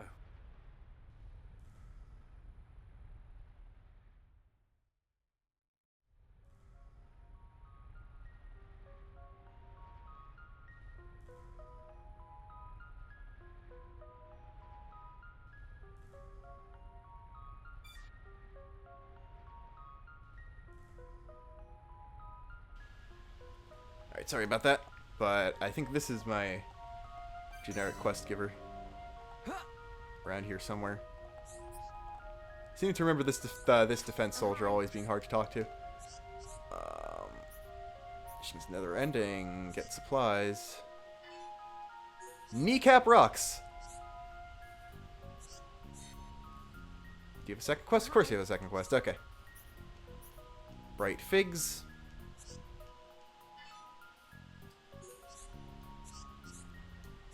And another one, and another one, okay. Material quest 1. Give another. Got another, okay. 1 Brog smelling salt. I don't know how a smelling salt just comes straight out of Brog when it's dead, but whatever. That was the last one. More cutscene.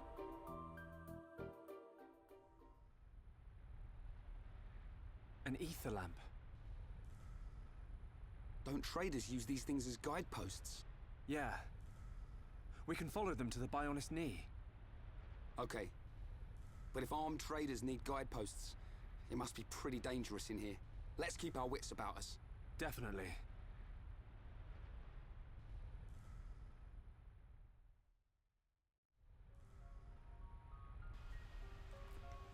Yeah, that's not foreshadowing for things going horribly wrong at all. No, no. Leaf Mystery, that's one of the better names. Then we get... Remember how you thought Tephra Cave was small?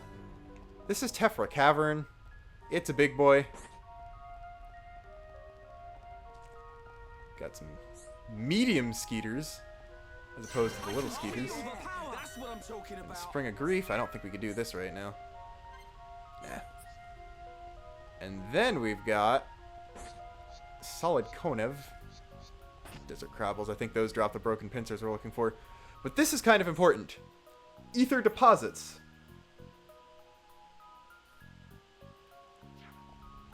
This is where you can get ether crystals of a certain type, as opposed to the more random ones that drop from enemies. So make use of those whenever you see them. Basically, whenever you go by, just mash A few times.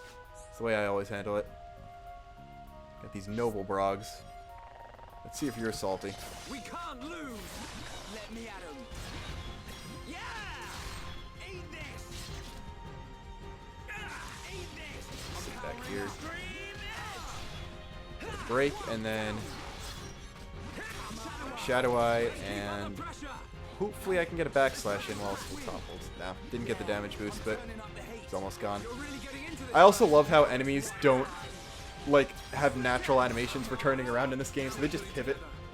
Yeah, we got him good. Nice job.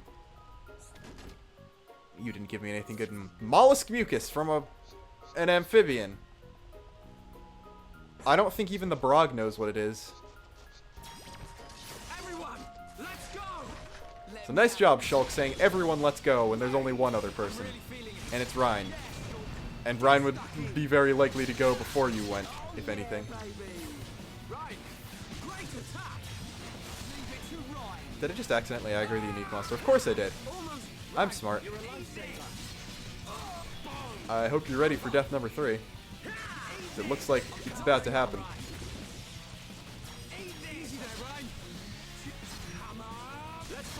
Solid cone of here.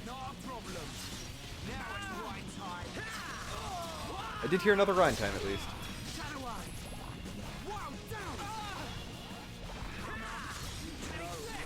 Yeah, no. We out here. This isn't going well. Yeah, can I just bump into a cutscene and save myself, maybe? Nah, okay, we just already out of the way, I think. And the treasure chest from the one guy I killed despawn or getting in an awkward place. Yeah, that is still there. Might just pick off these Crabbles one by one, because we need 3 of those broken pincers. Let's focus our efforts. So focus this guy and just murder him real quick before the big boy has a chance to attack us too much. Like, I'll just buster him, I don't care. Focus this guy. I got a silver chest from the other one. He's unique that can kill me. Alright, there we go. Another thing that's kind of important. Hitting up on the D-pad is a very important command because that'll automatically set your cursor to the center of the arts palette.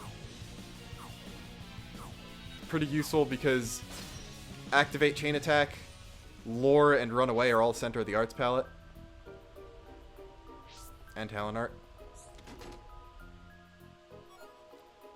Crabble Stone. Of course, Silver Chest doesn't give me a broken pincer at all. Did get a Soldier Pike, which is a new weapon for Rhine. Might be better, I'm not actually sure. It has 2 slots, it would be useful. Soldier Pike. decreases defenses, which I kind of don't want right now when it's just Shulk and Rhine. Because Rhine's going to be absorbing basically all the damage.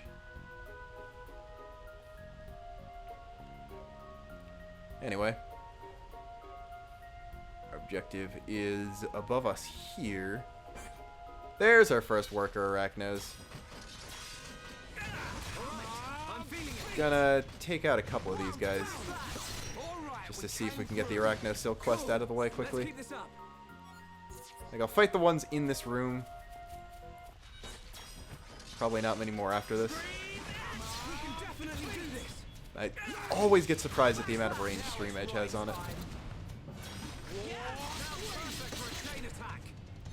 One more worker Arachno. Screw you, Monado Buster. There we go. I love how attacks just, like, send enemies flying in this game if they're small enough. Insect Jaw. Insect Jaw. Clearly, only killing the ones in that room worked.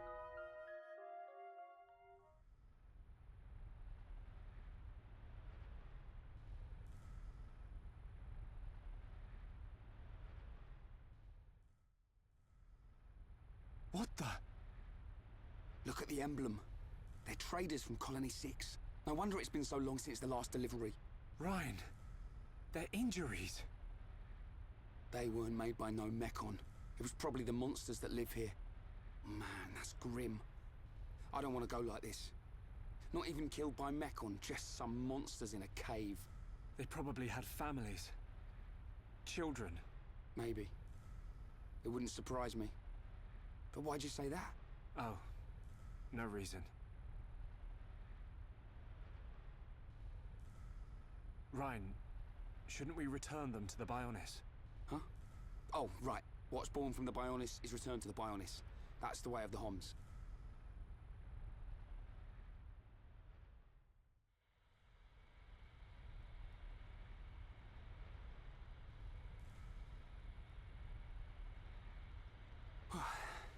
That was way harder than I thought it'd be.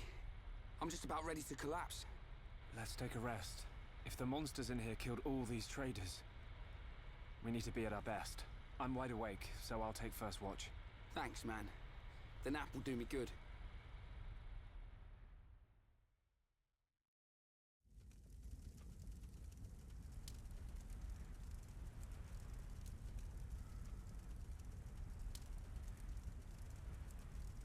Shulk, my turn. Awake already? Didn't sleep a wink. Oh, I still feel like I just did one of Vanguard's drills. Hey. Why do you think the Mechon attacked?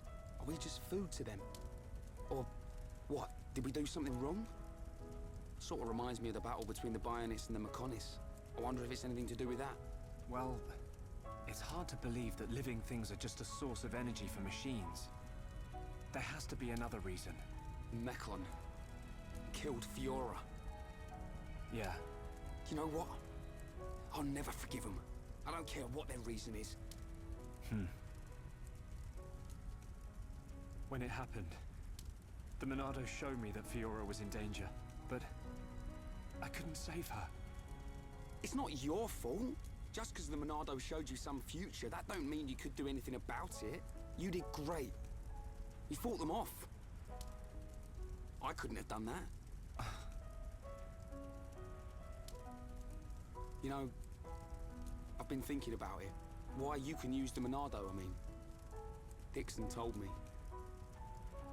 You're a survivor from the Monado expedition team that went out 14 years ago.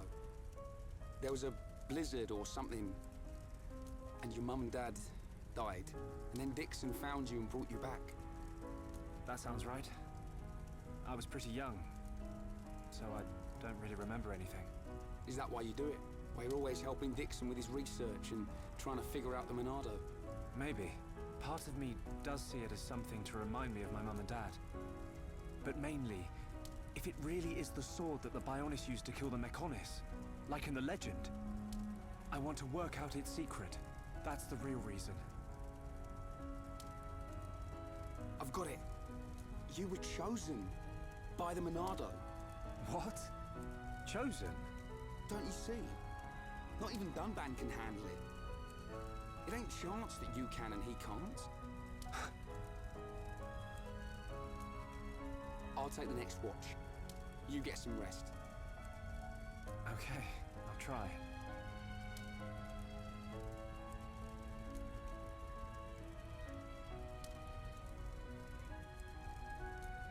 Night, Ryan.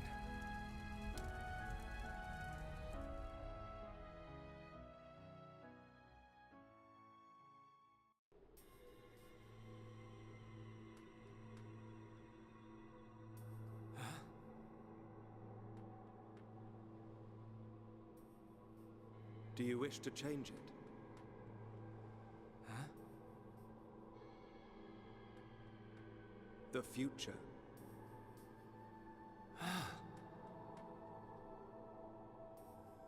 It is every man's desire to change the future. Is that not so? Even if everything has been predestined, will you not oppose it? The Monado is now in your hands. The Monado will grow with you. If you can find the true Monado, the future is yours. The true Monado. Shulk! Shulk! Ryan!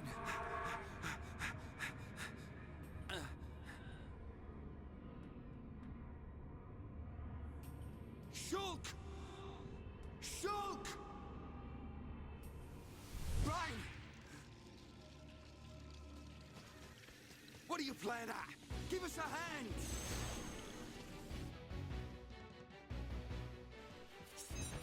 I probably should have warned arachnophobes, because we're going hack and slash on a bunch of worker arachnos now.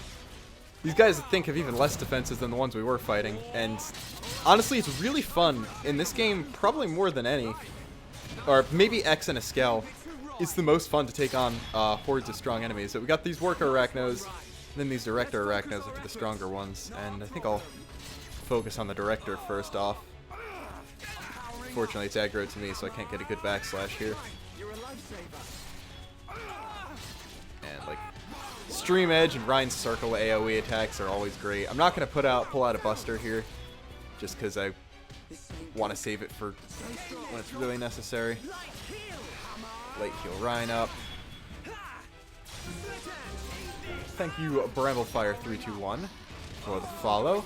Probably a bad time to do that, you know.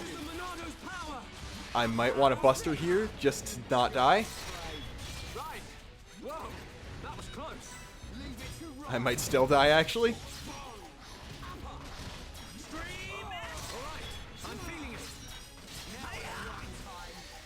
Actually, I think everyone that's left is just a worker. And Ryan has the last one aggroed, so we should be okay. Oh, it's a director. That's bad. In case you can't tell, I'm not very good at this game.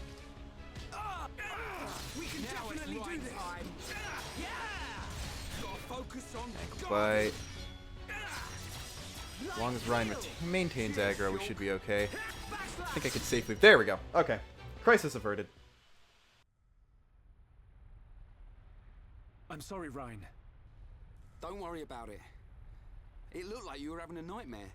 Really? The Monado is now in your hands. The Monado will grow with you.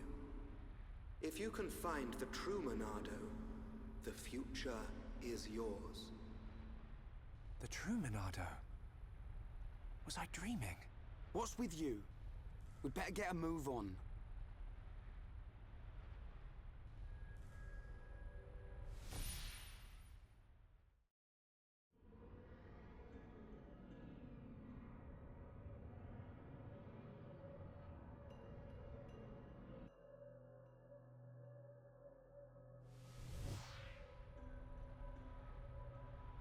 It wasn't a dream. Was it a vision? What should I do? I could tell Ryan, but I don't know.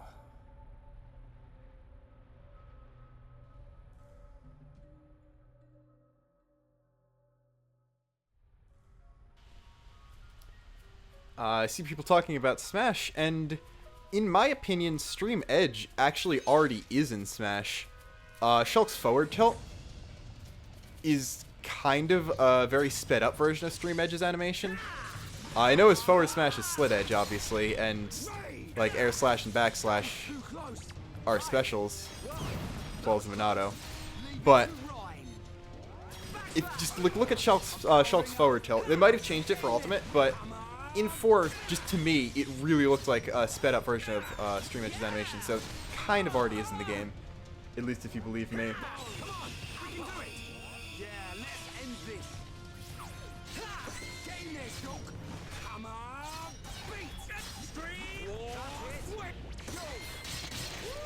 I have played this entire game before. This is, I think, going to be complete playthrough number 3.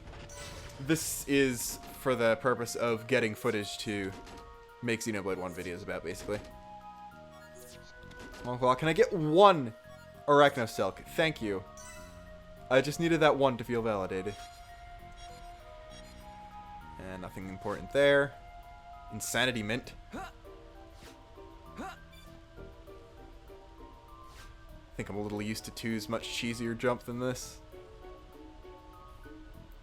Then we can go this way. And actually pick up Tatty Armor, a red item orb item, before we actually run into the quest to get it, which is kind of interesting that you can actually do that.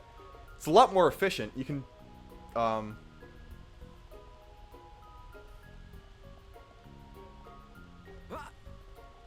like, you could plan out things a lot better this way. We've also got Arachnopods. These things are terrifying, because Arachnos come out of them.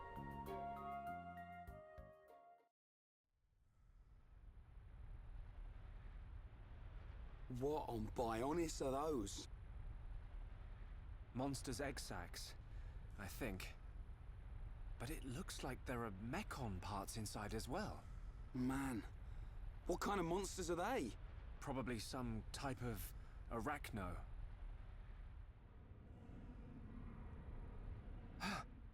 Ryan, get back!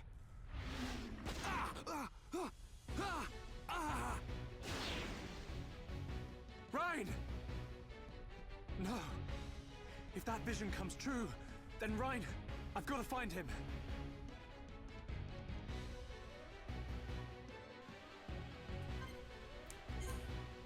Yeah, don't try to pick fights with Shulk on his own. Just don't do it. Assuming you like living. This part of the game is basically just to teach you about sound type enemies. So, like, run past those things before they can hatch and get into this cutscene as quickly as possible.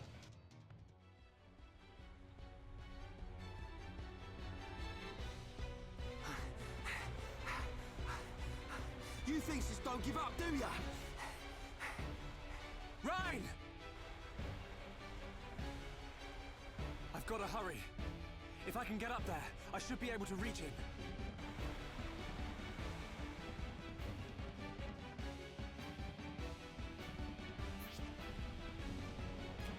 And then there's actually a tutorial about climbing, which is kind of nice. There wasn't 1 and 2. And oh, cool. Okay. Now I'm getting bright figs. Like, really, great time to be learning things, Shulk. Thank you. My hero. You know what? We're going to grab that red item orb, too, because it's there.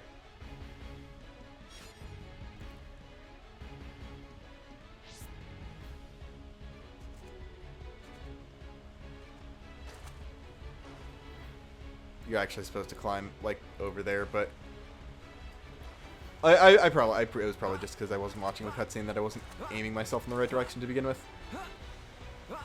You know, I could see, I kind of want to see Xenoblade and Kingdom Hearts crossover fan art. That would be kind of cool.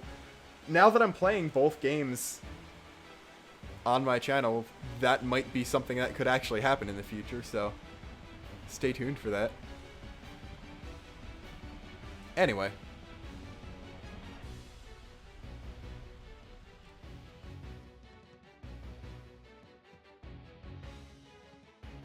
Shulk! Where are you? Ryan! Ryan! There's too many of them. I killed one, and 10 more pop up.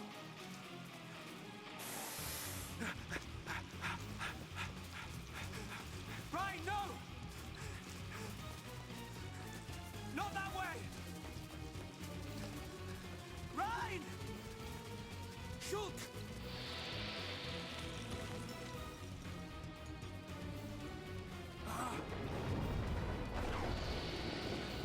Ryan!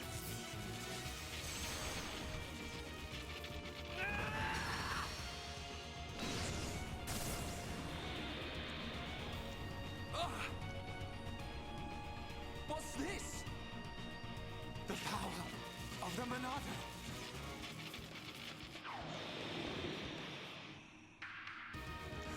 Look out!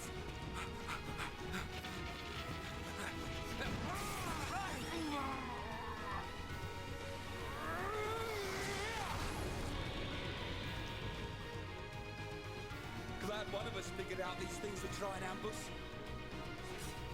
Let's do this, Shulk. Right.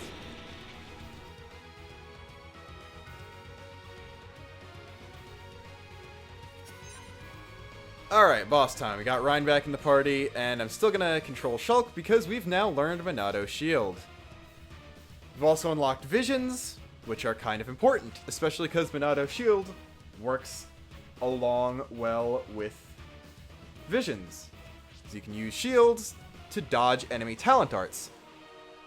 You can look at these tutorials if you want to know.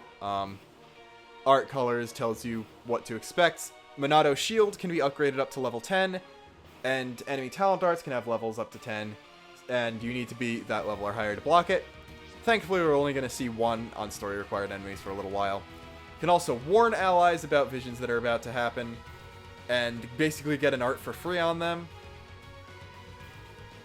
Uses a piece of the party gauge, so that's also a thing. And you can change the future. That's cool. Again, talent arts can only be blocked with shield. We start right off with a vision here of Arachno Crush 1 on Shulk. That's already deadly, so I'm gonna, you know, just use shield on my... Oh, actually, shield affects the entire party. I forgot about that. I don't know why I forgot about that, but I did. Shield only uses up half the Monado gauge again. And now it's going to do 2 damage to Ryan. His shield, when it goes into effect properly, will reduce damage to 1 per hit. As you can see, she's taking a hit pretty good. I'd love to get some of the little guys aggroed onto Ryan a bit more. But that might be a little hard to do right now. Probably shouldn't be so conservative with my healing either. I'll heal myself up right there. Queen's Fury. Nice topple. Thank you for coming in pretty clutch there, Ryan. I appreciate you.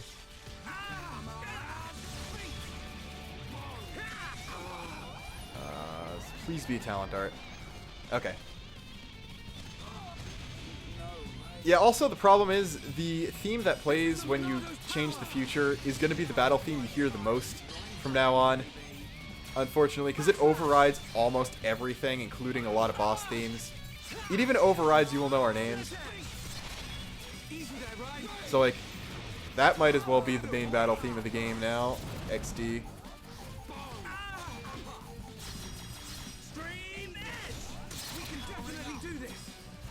I know I should be shadow-eyeing into something other than what I'm shadow-eyeing into, but trying to do this just to keep alive. I think I went in a little 2 balls deep here. Yeah, Shulk's toppled now. I'm gonna have to... I'm gonna just chain attack to save my life here. I'm gonna do something really stupid here. Hooray, Ryan can do something stupid with War Swing. We got engaged, which is a lock-on aura, so Ryan's got a full palette of 8 arts now. I didn't realize he got that. I'll take another attack. How does backslash from the front sound? Not bad. Alright. Then art spam. Then just art spam. Then we just art spam. Now we're putting together. So this is what teamwork is. Then we just art spam. Then we just art spam. Spam harder. I think we won. I think we won. Okay. Looks like the Monado works on more than just Mechon. I gotta say, that's pretty awesome. Ryan, I just realized something. Huh? The future I see, it isn't set. I think it's more like a warning. A warning? Yeah. A warning about what will happen. What will happen if I don't do anything. Or if I can't do anything. So I can use this power to change the future. And that's exactly what I intend to do. You've got my vote. And if you really can do that, I think Fiora would have liked it too. Yeah. Right, let's get moving. We're nearly at the Bionis knee.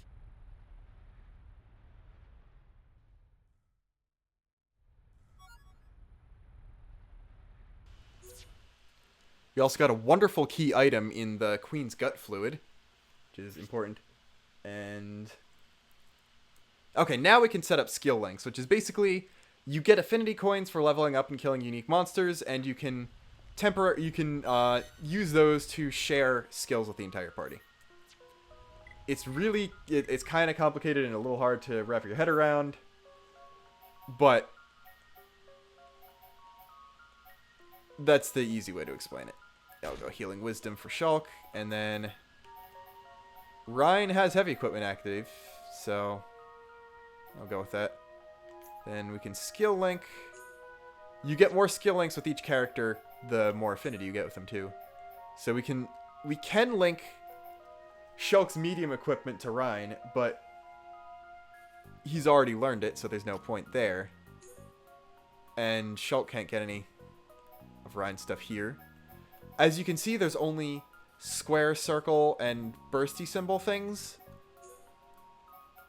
Things that are diamonds are exclusive to that character. As you can see, Ryan's is mad taunt based.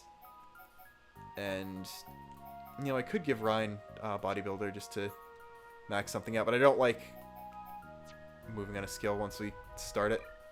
And I'm gonna level up arts now. Don't worry. Can now level up Monado arts. Level up shield once, since it's kind of the most important one to level up. Actually, not really. Leveling it up once is going to be pretty good for a little while. Definitely level up backslash. Level up light heal twice, because I need my crutch. And then Shulk is kind of the hardest one to manage AP with, because don't have enough to level up Shadow Eye. That's an oof. Because he has the Monado arts, and Monado arts take a little bit longer than a few other arts to do. But as you can see in Ryan, he has a lot of variance. He's like 160 to 320. Level up War Swing once because I use that a lot. Bow and Upper is going to become useful in a little bit. I almost never use Guard Shift. Raise Wild Down and Hammer Beat.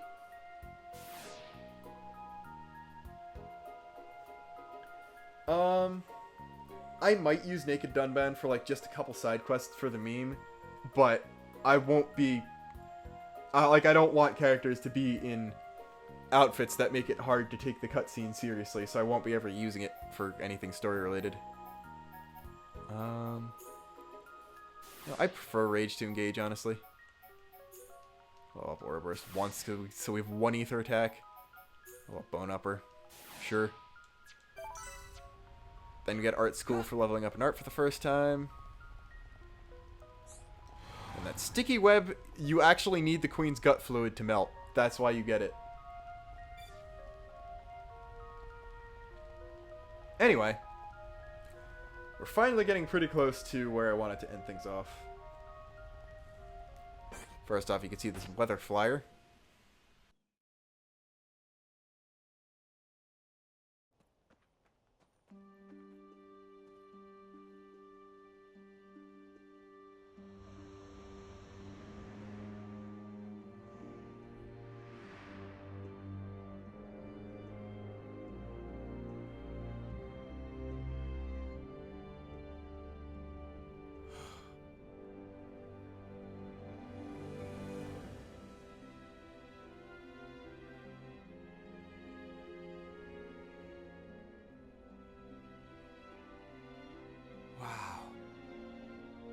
No matter how many times I see this, I never get used to it.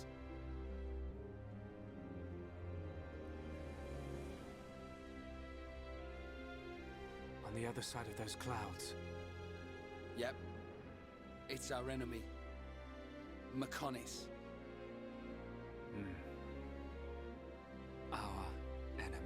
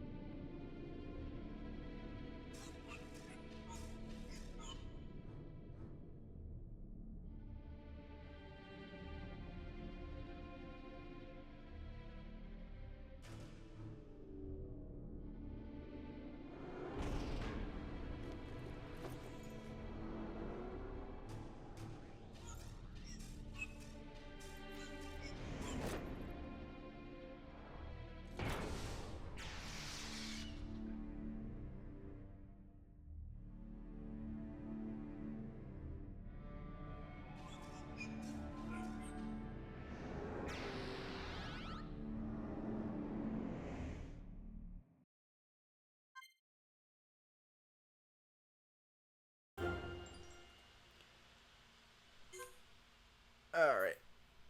Got another system save. And thank you, Mine and Adventurer, for following. And did I already save it? I'll save it again just in case. Okay, I didn't. I accidentally hit O. Oh, there's another cutscene. If we just came up the Bionis shin... Then this must be its kneecap, right? Yep. Which means Colony 6 is up ahead. Looks like we can climb up there. Great. I love a good climb.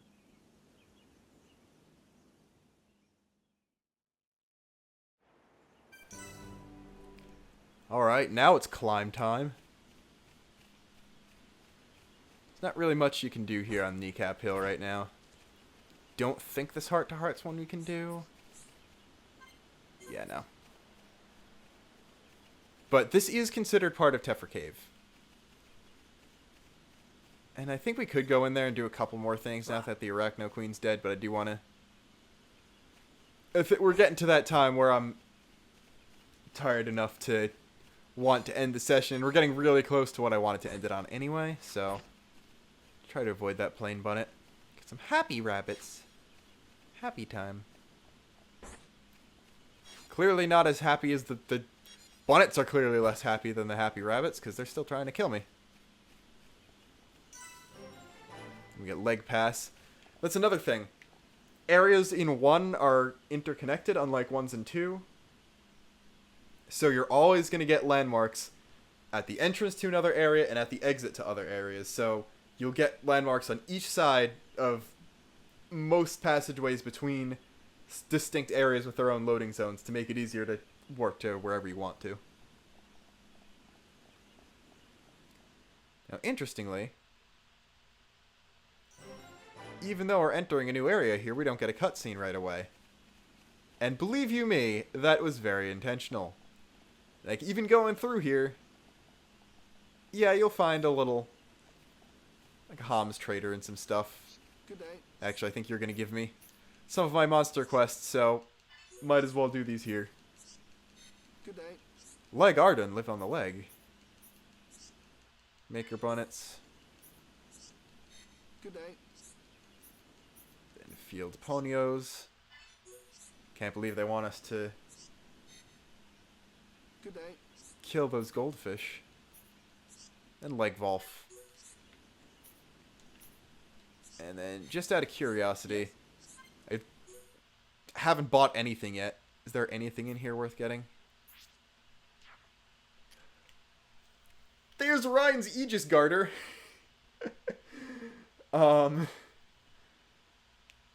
Best meme. Because he's got the Aegis Garter and he's got weapons called the Aegis Garter and called the Rex Driver. So there's like double memes there. Oh yeah, this is like his defensive one, and there's his attack-based one.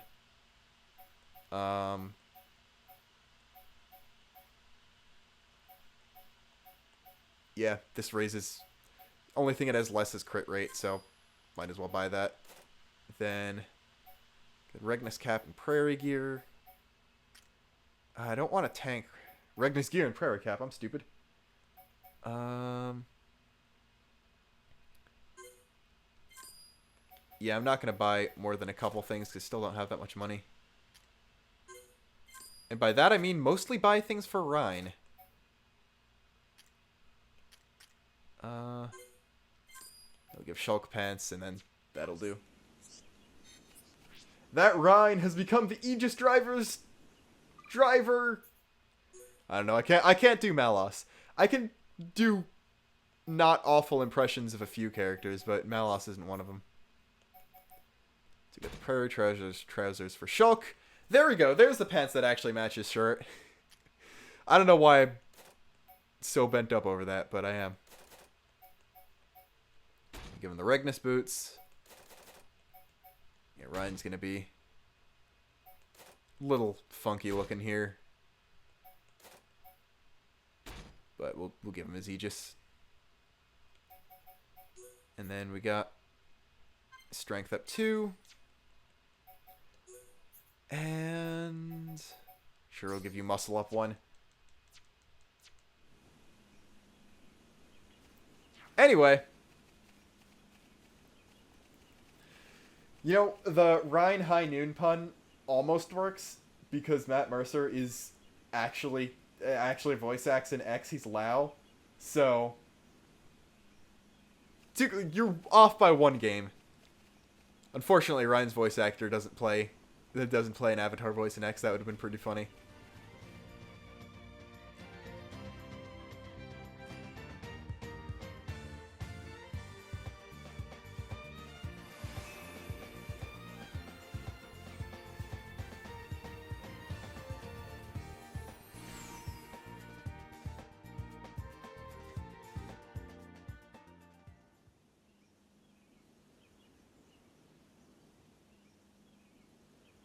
Oi, Shulk, look over there.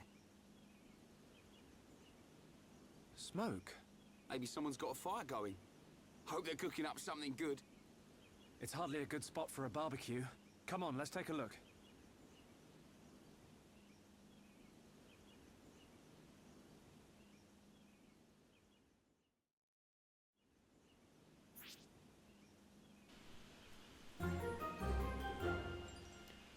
Thank you, Rusty Caulfield, for following, and unfortunately you kind of came in at a pretty bad time, because that was the cutscene I wanted to end things on.